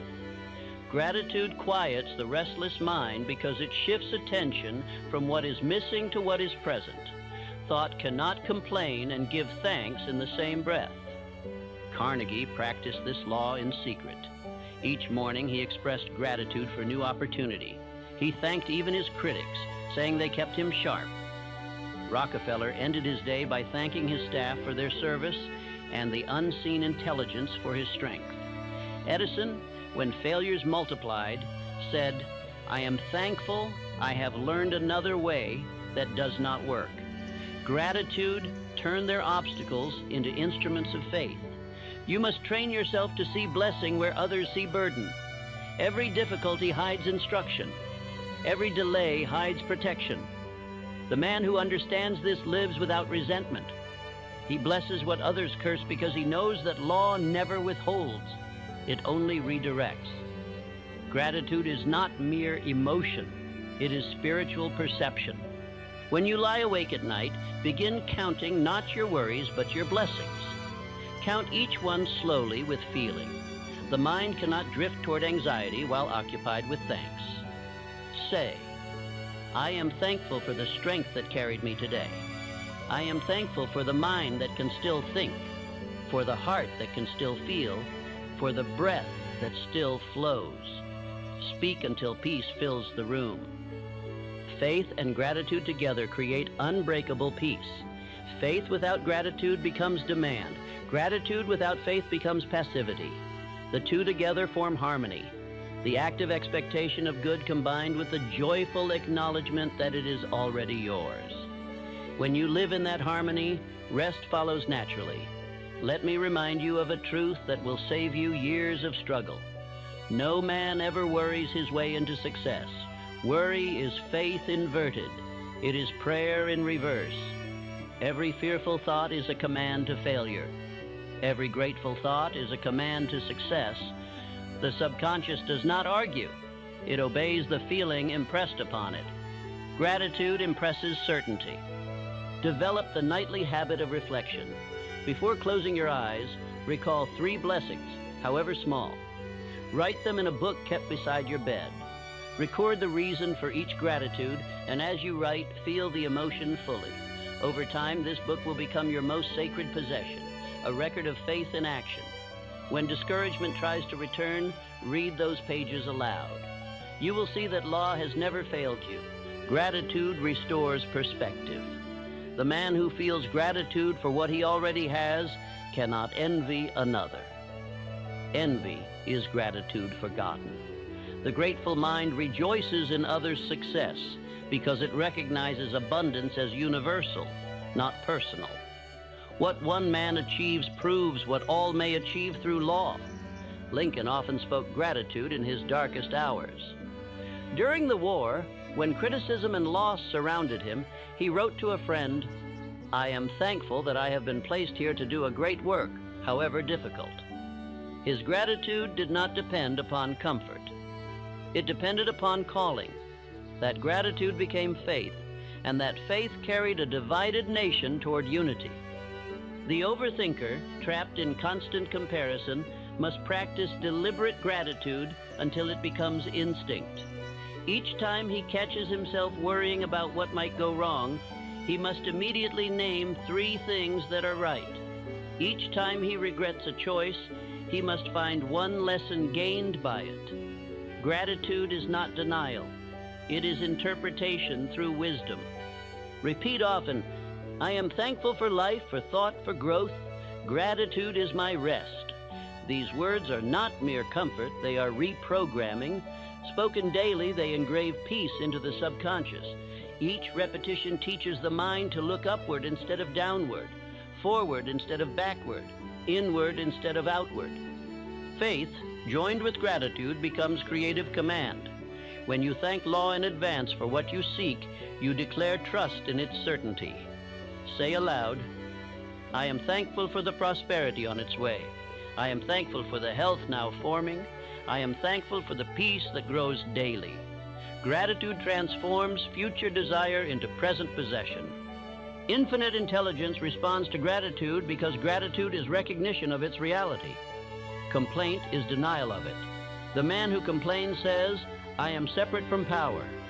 The man who gives thanks says, "Power works through me." The first invites resistance, the second invites flow. You may test this law at once. For 1 week, refuse to complain aloud or in thought. Whenever temptation arises, substitute a word of thanks. If you spill water, say, "I am thankful for water." If plans delay, say, "I am thankful for time to prepare." You will find that your entire body relaxes, the mind calms. Opportunities begin to appear in place of problems. Gratitude also strengthens faith in unseen supply. When you thank law for what you cannot yet see, you extend your vision beyond appearances. You become like the farmer who thanks the earth for harvest while still planting seed. Gratitude is his faith expressed. It calls forth results because it acts as though results are already given. Do not think gratitude small. It is the vibration that attracts infinite intelligence. It is the magnet of miracles. When your thought is grateful, it moves in perfect harmony with creation. Your health improves, your relationships soften, your sleep deepens. The subconscious, freed from complaint, builds only what nourishes. Each morning before the world intrudes, whisper a word of thanks. Let the first thought upon waking be appreciation. It sets the tone for the day. The mind that begins with gratitude cannot descend into fear. The tone of the morning becomes the rhythm of the day. And when you find yourself restless, uncertain, or weary, practice silent gratitude for the very lesson of weariness. Thank fatigue for reminding you to rest. Thank disappointment for strengthening decision. Thank solitude for deepening faith. Gratitude transforms every adversary into ally. There is an eternal relationship between gratitude and repetition.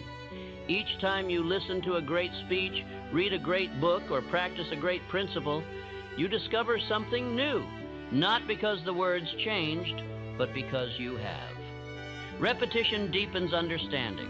Gratitude multiplies the benefits of repetition. I tell you this truth. The man who listens repeatedly to truth engraves it upon his soul. He does not grow weary of wisdom. He grows through it. Each repetition polishes the mirror of the mind until clarity becomes habit. Gratitude keeps that mirror clean, for the ungrateful cannot learn. Ford reread the same few books throughout his life. He said that each time he saw something he had missed before.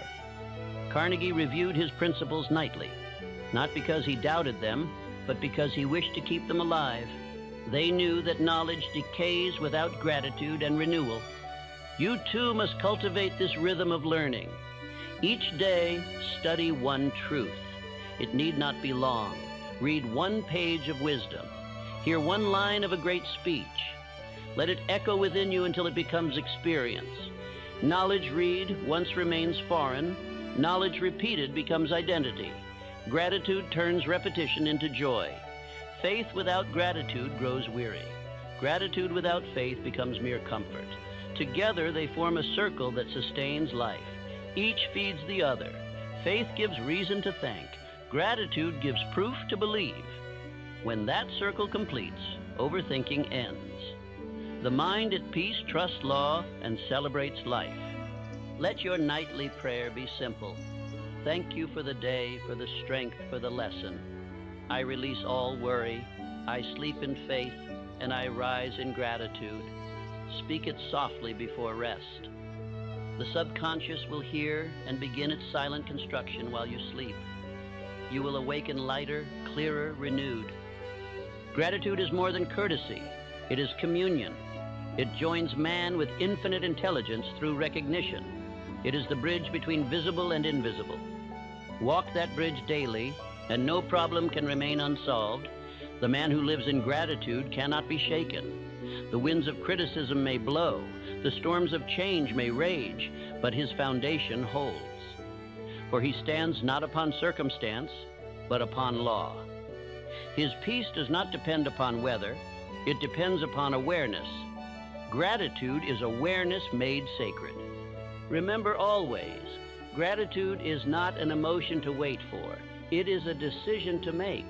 You can choose it now, in this very moment. Choose it when all seems uncertain. Choose it when fear tempts return. Say aloud, I choose gratitude.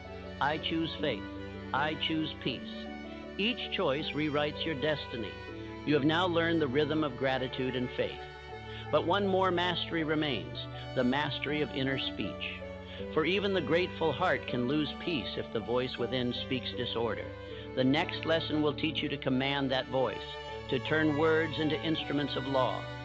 For now, rest in gratitude. Let it fill you. Let it carry you into sleep.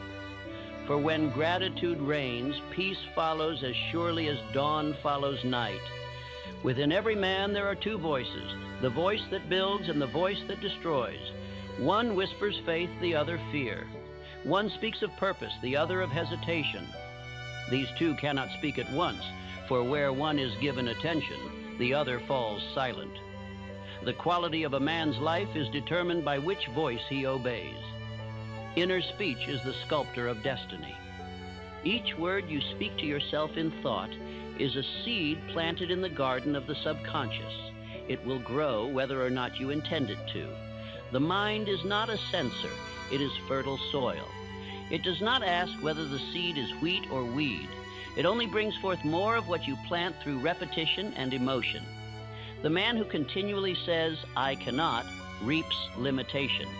The man who says, "I will," reaps strength. The overthinker's misery begins with inner dialogue. He argues against himself. He wages war in his own imagination. He gives commands of defeat and then wonders why his actions fail. No army can win under two generals.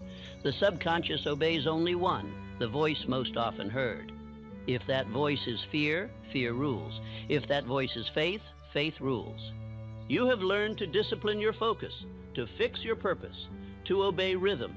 Now you must bring order to speech. The spoken word is power. The unspoken word is creation. Every change in your outer world begins with a change in the tone of your inner voice. Speak wrongly to yourself and you build prisons. Speak rightly and you build palaces. Edison once said that every invention began as a conversation between himself and his own mind. He would describe the problem aloud, then imagine infinite intelligence replying through intuition. Ford spoke success into his thoughts daily. He declared that the car for the common man was already his reality long before it was built. Both men practiced conscious inner speech long before psychology gave it name. I tell you this, the most sacred conversation you will ever hold is the one you have with yourself. Guard it as you would guard gold. Speak no word internally that you would be ashamed to say before God, for you are, in truth, speaking before Him every moment. Observe your inner speech for a single day. Listen silently to what you tell yourself when alone. You will be astonished at the harshness of your own voice. Most men speak to themselves with more cruelty than they would to an enemy. They rehearse defeat before they even act. They call themselves fools, failures, cowards, and wonder why courage flees. The subconscious, hearing these charges, merely says, "So be it." Replace every word of weakness with one of command. When you think, "I cannot," answer, "I can and will." When you hear, "This is too hard," reply, "This is my training." When the mind whispers, "You are not enough," declare, "I am being perfected." The mind must be retrained to obey truth rather than habit. Say aloud each morning, "I speak calm to my mind. My words are order. My silence is strength." Speak until you feel the vibration of power rise through you. Then keep silence for a moment, listening as the echo settles into peace. This alternation of speech and stillness engraves mastery. It teaches the subconscious that your word is law. Do not argue with negative thought, command it. The man who debates with doubt gives it life. The man who replaces it ends its reign. When a destructive word arises, immediately state its opposite with feeling. Replace "I am tired" with "I am restored." Replace "I am afraid" with "I am faithful." Replace "I am broken" with "I am rebuilding." Your inner speech is not idle. It shapes vibration. The tone you use in self-talk determines the tone others use toward you. People respond not to your words, but to the conviction behind them. A calm voice within produces authority without. The man whose thoughts are ordered does not need to demand respect. He emanates it. Lincoln mastered his inner voice in solitude. Before every address, he would sit quietly and rehearse his message within his mind, not to memorize words, but to strengthen conviction. By the time he spoke aloud, the nation could feel that his inner and outer speech were one. That harmony gave him power greater than armies. Rockefeller did the same in business. He trained his mind to speak wealth and order in moments of panic. When markets fell, he would say inwardly, "This too shall pass." He repeated it until belief replaced anxiety. While others shouted in fear, his calm voice commanded profit. You must learn to use words as instruments, not weapons. Idle chatter, whether outward or inward, leaks energy. Each unnecessary complaint, each whispered resentment drains your reservoir of faith. Train yourself to use silence as a forge, where words are tempered before release. At least once a day, speak deliberately to your mind as a master to a servant. Command it with dignity. Say, "You are not here to fear, you are here to build. You are not here to doubt, you are here to decide. You are not here to wander, you are here to obey." The subconscious loves authority. It yields to the confident word as steel yields to the magnet. Let no thought of failure leave your lips, even in jest. Words are seeds. They do not know humor. The man who jokes constantly about misfortune writes failure upon his future. Speak only what you wish to become permanent. If you cannot yet believe the best, at least refuse to affirm the worst. The rhythm of inner speech must follow the rhythm of discipline. Morning sets tone, night engraves truth. In the morning declare, "Today my words build faith." At night, review and correct. This thought I keep, that one I release. The subconscious will adjust overnight, cleansing error and strengthening resolve. If you could see how swiftly thought becomes condition, you would guard each word as sacred. A single repeated phrase, spoken with conviction, can transform health, fortune, and circumstance. The subconscious does not sleep. It builds silently upon whatever blueprint you provide. Your words are those blueprints. Consider the mason. If he lays bricks unevenly, the wall will fall. But if he measures and aligns each layer, the structure endures. So it is with speech. Each sentence laid in faith becomes foundation for power. Each careless phrase becomes crack. You must build your inner world with craftsmanship. There is also a law of tone. The same words spoken in complaint repel law. Spoken in gratitude, they attract it. "I will succeed," said in desperation, weakens. "I will succeed," said in calm conviction, strengthens. The universe does not answer words. It answers vibration. Let your tone reflect certainty. Edison once told a young assistant who despaired at failure, "Do not speak of it again. Speak of what will be." Within weeks, their experiment succeeded. The assistant later said that Edison's greatest invention was not the electric light, but the atmosphere of faith his speech created. His every word carried the vibration of inevitability. You too must create such atmosphere within. Speak as though law already works in your favor, because it does. Speak as though peace already dwells in you, because it does. Speak as though every problem is already solved in thought, because thought precedes form. The mind that speaks this way cannot overthink, it can only create. The greatest test of inner speech is silence under provocation. When others attack, criticize, or misunderstand, the undisciplined man defends himself with argument. The disciplined man speaks inwardly first. He says, "I remain calm. I answer only from peace." Then he chooses words outwardly. The world calls this composure. Law calls it mastery. As you refine inner speech, your environment will change accordingly. People will speak to you differently. Circumstances will soften. Opportunities will seem to appear without cause. They are not new. They were always present. Your new vibration allows you to see and receive them. Speak abundance within, and you will notice prosperity without. Speak peace within, and you will walk through turmoil untouched. Speak confidence within, and doors will open before you. The outer world always follows the dialogue of the inner. To sustain mastery, return often to the great writings and speeches that stir your soul.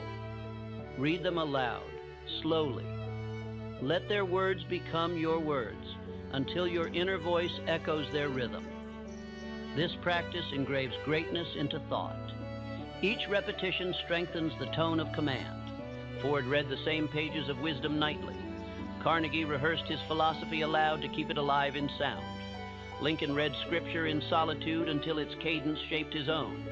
They knew that great words must be absorbed through repetition, not merely understood once. Make this your habit.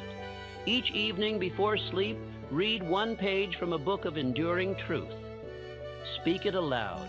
Let its rhythm replace the noise of the day. Soon you will hear your own thoughts speaking with the same calm authority. That is the point of mastery, not to memorize wisdom, but to become it. Say often, I am master of my words master my world. Say it until it becomes reflex. Each repetition strengthens the bridge between thought and action. Your inner voice becomes calm, deliberate, creative. You will find that overthinking disappears not because you force silence, but because your speech has direction. Inner speech, once purified, becomes prayer. It is the continuous communication between man and infinite intelligence. Every grateful word strengthens the connection. Every word of fear weakens it. You may speak inwardly all day and still appear silent to the world, but the universe hears your tone at every moment. Practice the pause. Before reacting to emotions, stop and listen to your inner speech. Ask, what am I commanding right now? Then change the order. Replace I am nervous with I am preparing. Replace this will fail with this will teach. Replace I cannot handle this with I am being strengthened. Each substitution transforms outcome. In time, you will no longer need to monitor every phrase. The new habit will speak for you. The voice of faith will become your natural tongue. You will notice that your thoughts flow more simply. Your actions follow more swiftly. Your rest deepens more fully. The mind at peace speaks truth without effort. When your inner voice is mastered, all else obeys. The body heals faster. The emotions align. The environment harmonizes. Your sleep becomes sacred, for the last words spoken within before slumber are words of law. They instruct the subconscious to build peace through the night. Speak this final command before rest each evening. I am calm. I am certain. Infinite intelligence works through me now. My words are order. My silence is peace. Then release all thought. Sleep will come as naturally as breath. You have learned the power of focus, purpose, discipline, and faith. But now you understand their foundation, speech. For thought becomes sound, sound becomes feeling, and feeling becomes form. He who commands his speech commands his creation. The man who once overthought now overrules. The restless thinker becomes the deliberate creator. The voice that once argued against him now works for him. Such is the reward of mastery. And when you awake tomorrow, do not rush to noise. Begin again with one word of gratitude, one sentence of faith, one moment of silence. This is the new rhythm of life. It is not a technique, it is a law. You have learned to master inner speech. Now you will learn to master sleep itself, to use the hours of rest as a workshop for creation, where infinite intelligence continues your work in silence. For even in slumber, thought does not die. It merely transforms into dream, and dream into destiny. Prepare yourself. Peace now deepens into creation. There is a law that governs both the waking and sleeping mind, and few men ever learn it. The same power that builds fortunes and empires also builds the body during rest.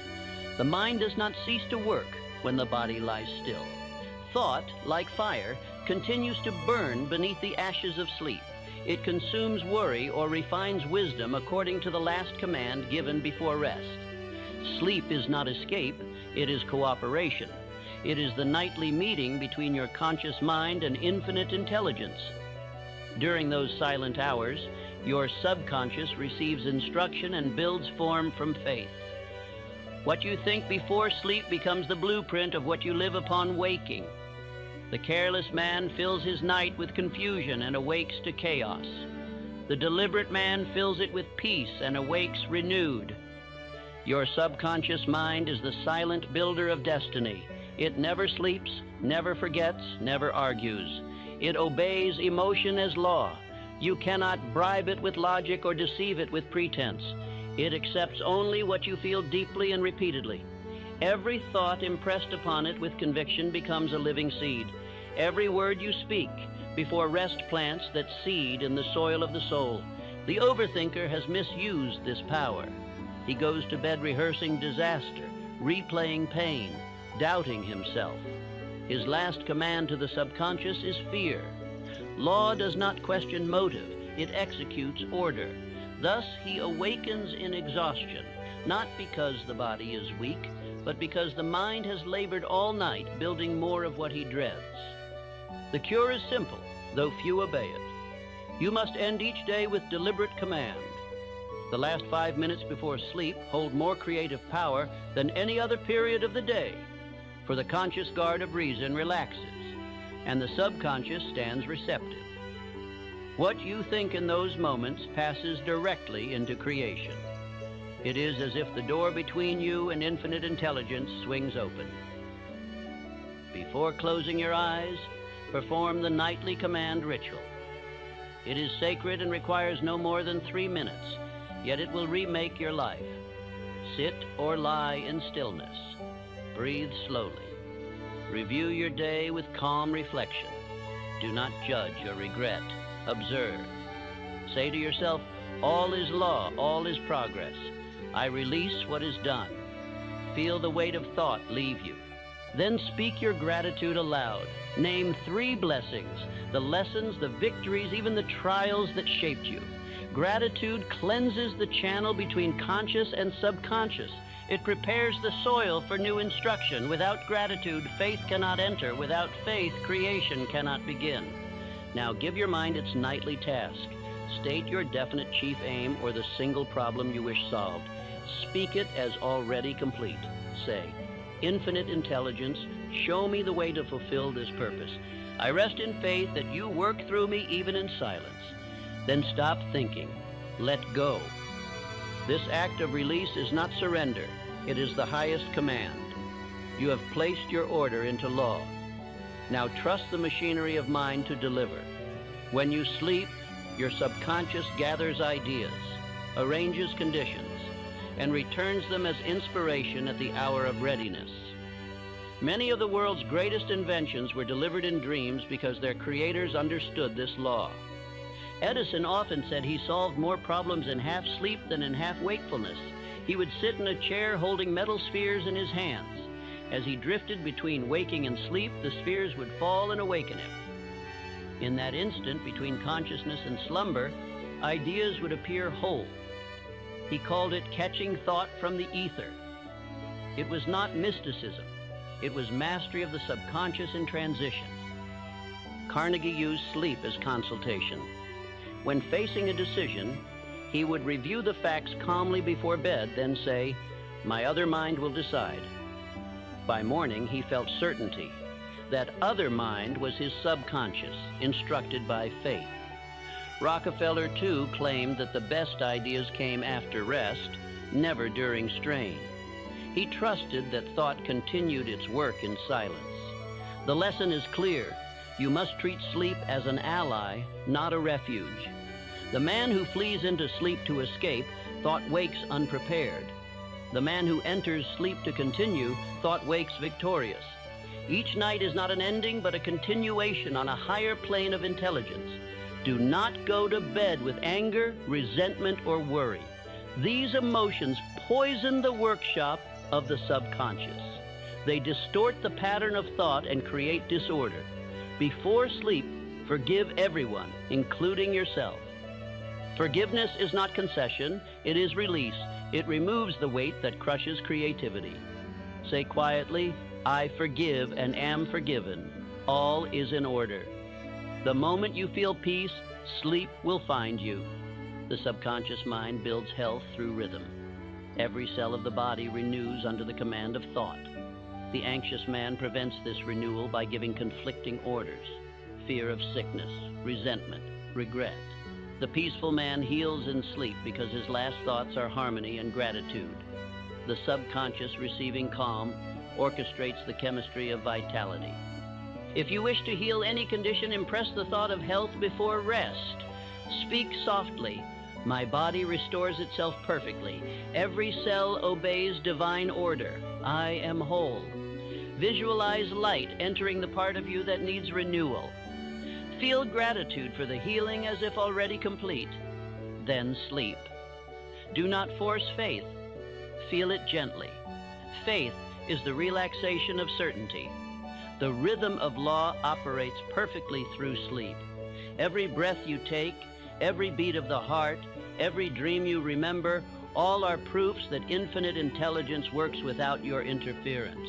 The same intelligence that governs your body governs your fortune, your peace, your success. If you can trust it to keep your heart beating, you can trust it to guide your life. Say before sleep, I rest in faith.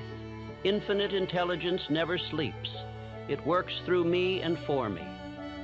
Repeat this slowly until you feel its truth. The words are less important than the feeling behind them.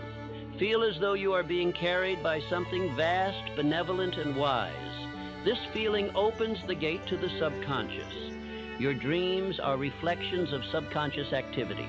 They are not random, they are symbolic. Every recurring dream is a message about the direction of your thoughts. The anxious man dreams of loss because he fears it. The calm man dreams of growth because he expects it. Keep a journal beside your bed. Upon waking, write what you recall. Over time, you will see patterns that reveal how your mind truly thinks beneath reason. The subconscious also connects you to others through unseen channels of thought. When you think lovingly or gratefully of another before sleep, you strengthen harmony with them. When you think in anger, you create distance. Many quarrels could end if men would bless each other silently before resting. The subconscious unites where the conscious divides. The wise use sleep as education. Before closing the eyes, they read a few lines from a noble book or listen to a few minutes of inspiring truth. They impress upon the mind the rhythm of wisdom. During sleep, the subconscious continues to expand these ideas until they become character. The foolish end their day in noise and wonder why confusion rules their morning. You can save years of wasted effort by understanding this single law. Whatever you repeat before sleep becomes your reality more swiftly than any other thought. The man who ends his day with complaint multiplies his burden.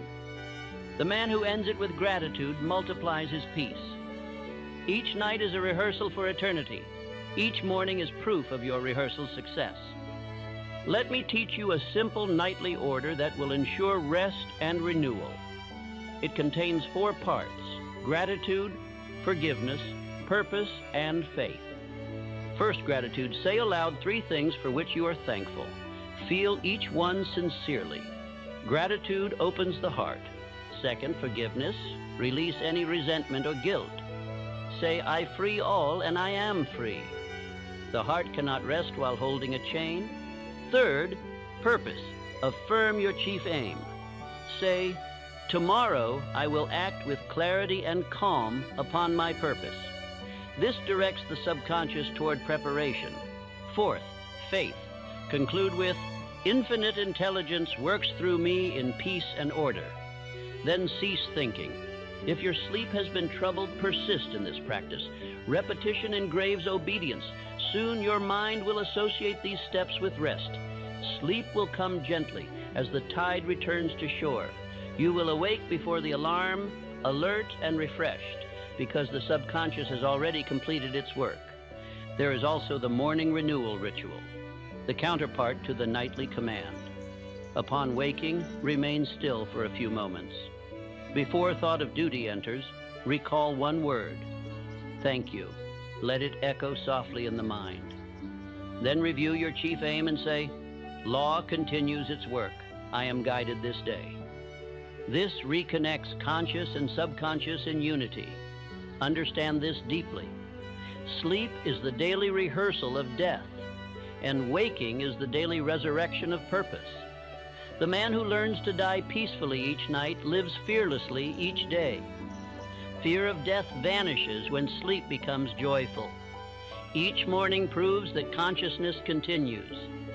In this rhythm of rest and renewal lies the secret of long life. The man who carries worry into bed shortens his years. The man who carries faith extends them. The body repairs in silence, but only when the mind permits silence. If rest still eludes you, speak this affirmation slowly until the breath aligns with it. My body is safe. My mind is clear. Infinite intelligence now restores me.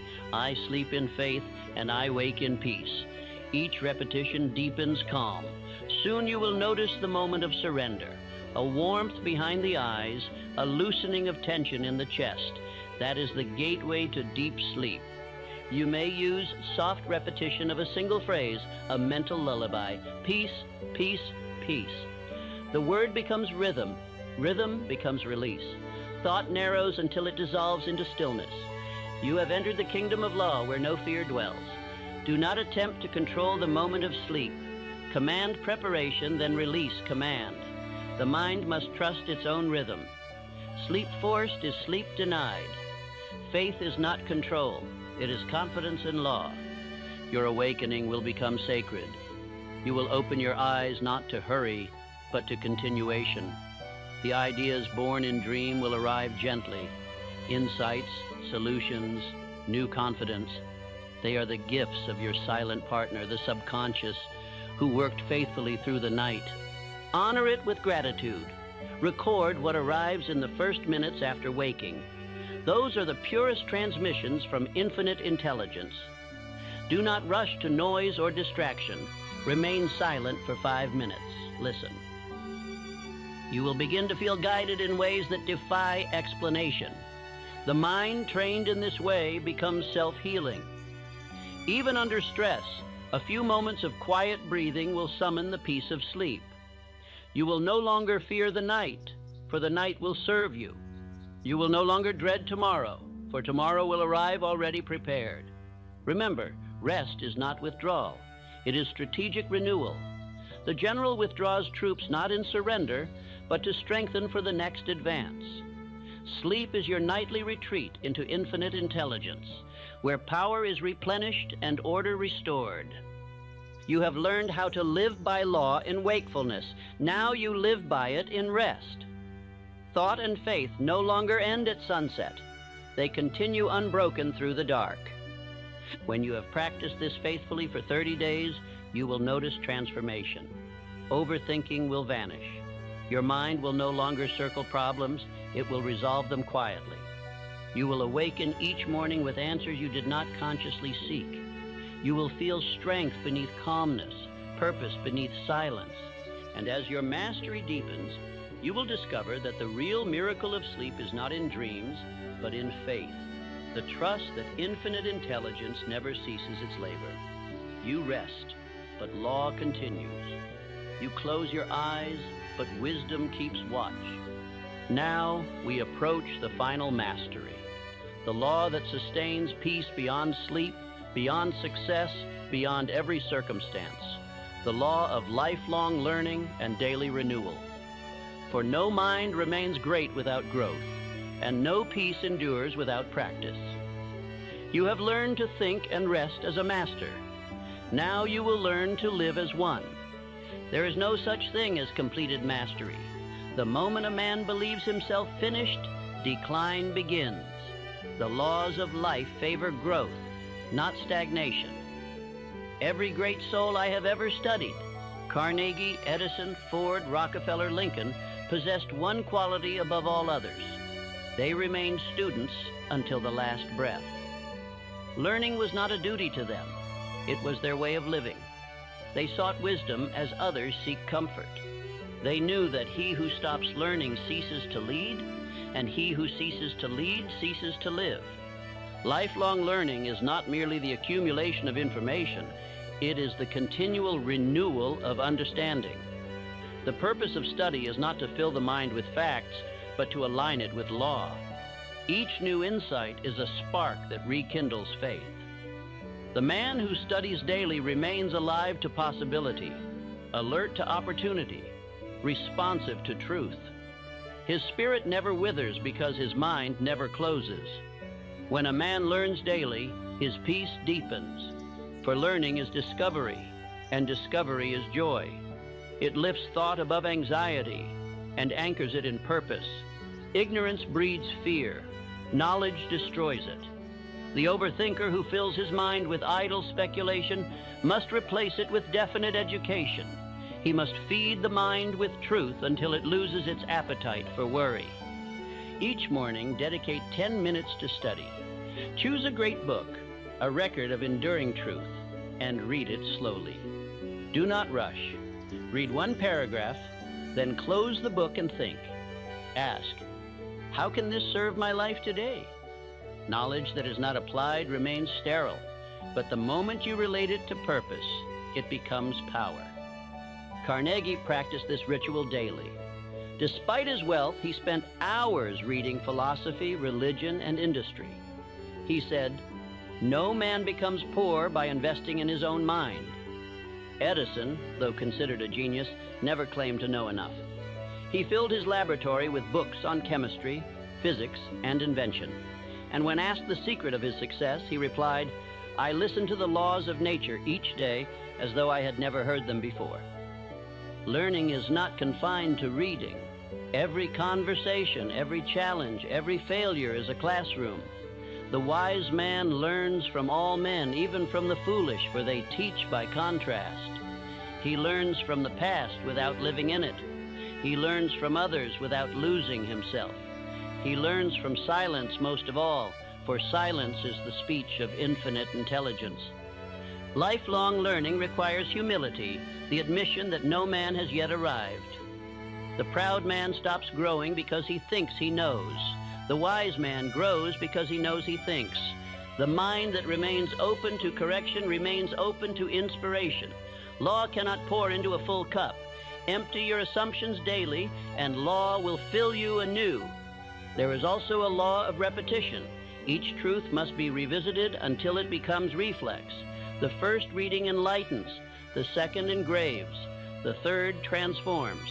You do not master a principle by understanding it. You master it by living it. Every time you reread a great book or re-listen to a great speech, you awaken a deeper layer of its meaning. It is not the words that change. It is you who has become ready to receive more. Edison reread his notes before every invention, not because he forgot, but because repetition stirred imagination. Ford repeated his core principles to his managers daily: simplicity, efficiency, service. Lincoln returned to Scripture, reading it aloud to himself to absorb its cadence of faith. Repetition built rhythm, and rhythm built mastery. You must do the same. Return to these teachings. Listen again and again until the words no longer sound external, but rise from within you as your own voice. The mind trained by repetition becomes the mind of law. Its reactions become deliberate, its thoughts constructive, its sleep peaceful. Each time you revisit truth, you shorten the distance between knowledge and instinct. The purpose of repetition is to transform will into nature. The pianist practices until fingers obey without thought. The master thinker practices until peace obeys without struggle. Study not to escape the world, but to understand it. The student of life does not withdraw from experience. He refines it through reflection. He sees every event as text, every challenge as lesson. When disappointment comes, he asks, what principle is being taught here? When success comes, he asks, what law produced this? Thus he grows wiser, steadier, freer. Gratitude must accompany study. Without gratitude, learning becomes vanity. Knowledge divorced from reverence is barren. Each time you learn something new, give thanks, not to the teacher, but to infinite intelligence that revealed truth through him. Gratitude keeps pride in check and turns learning into worship. Your daily study must be rhythmic. As the body requires daily nourishment, so the mind requires daily truth. Without it, faith weakens. Begin each morning with reading and reflection. End each night with review and gratitude. This discipline will keep your mind sharp, your spirit strong, your days harmonious. Keep a journal of growth. Each evening, record one principle learned and one way it was applied. Over time, this journal becomes a map of your ascent. When doubt returns, and it will, you can look back and see proof of progress. Law never fails, but the human mind forgets. Written remembrance renews faith. The subconscious learns best through constancy. When you repeat the same noble ideas daily, they become your mental climate. Just as the farmer cannot expect harvest without continual watering, you cannot expect peace without continual learning. Thought must be cultivated as surely as soil. The man who studies daily walks differently. His eyes look upward. His voice carries assurance. His presence calms others.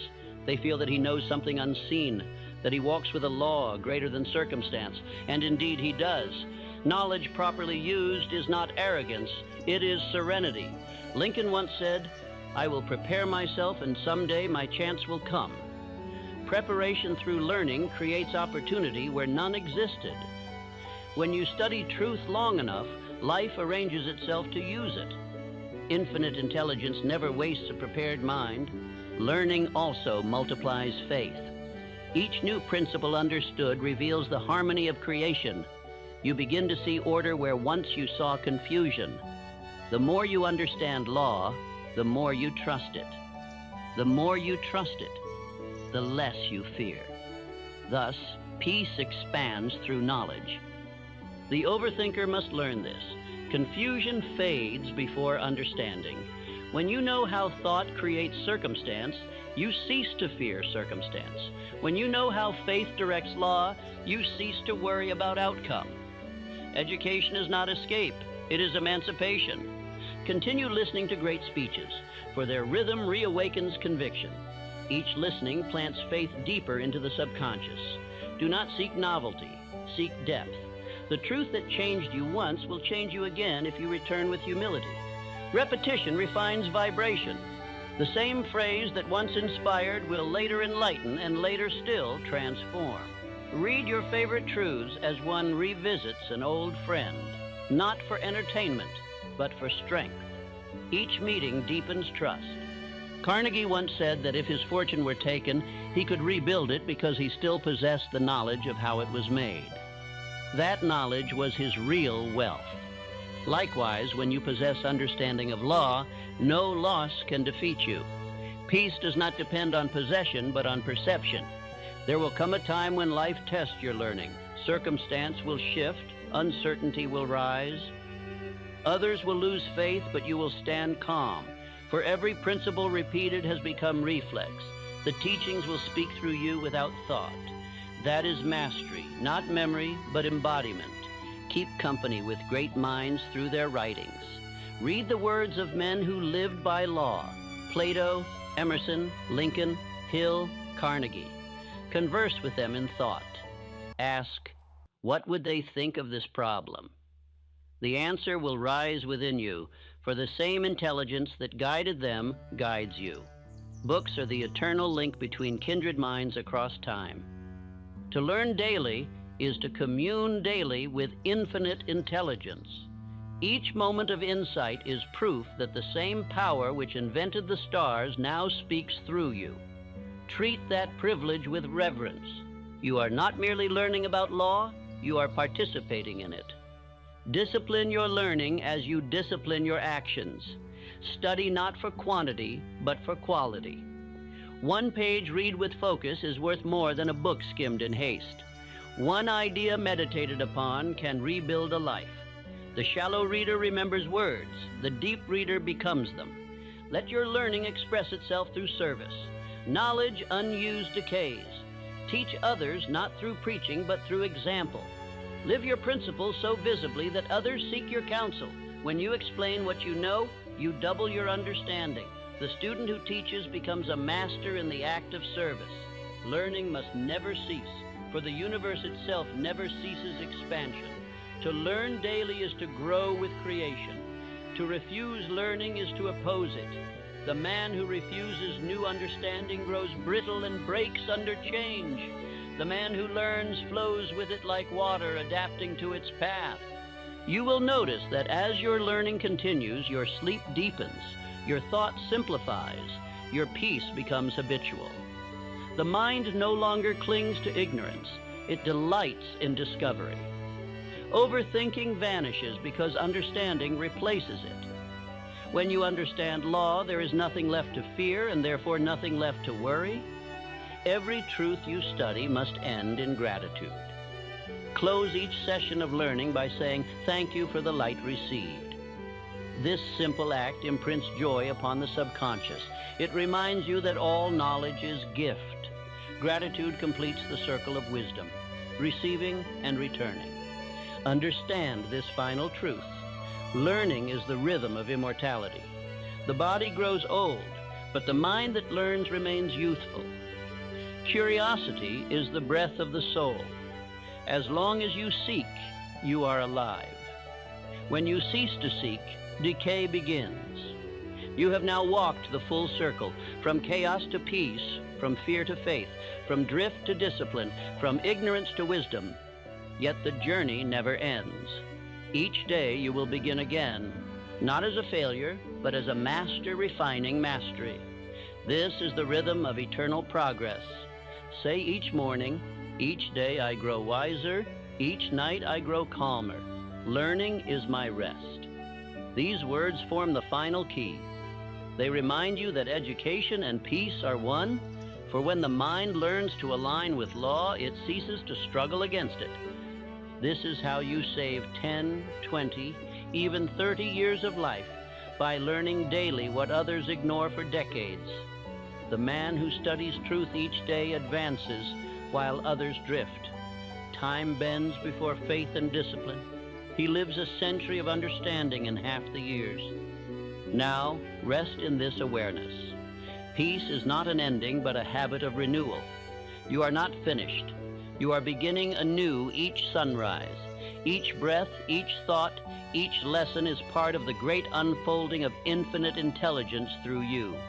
When you wake tomorrow, greet the day not as repetition, but as continuation.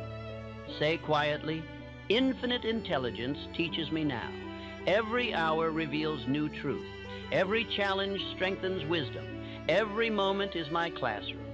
The one who learns daily walks with serenity unknown to others. He fears nothing, for he understands all is law. He desires nothing selfishly, for he knows abundance flows through service. He loses nothing, for he renews everything through understanding. This is the final mastery, to live in perpetual learning, perpetual peace, not to rush toward conclusion, but to rejoice in growth, not to escape effort, but to align it with meaning, to wake each day with curiosity, and to rest each night with gratitude. And now you may close your eyes in peace. You have learned the laws of the mind and the rhythm of the soul. You have learned that stillness is strength, that purpose is power, that gratitude is abundance, and that learning is eternal life. Go on now, not hurried, not fearful, but deliberate, faithful, and calm. Speak little, think deeply, learn daily, live by law. And remember, the great peace you now feel is not the end of your journey. It is the beginning of mastery that never ends.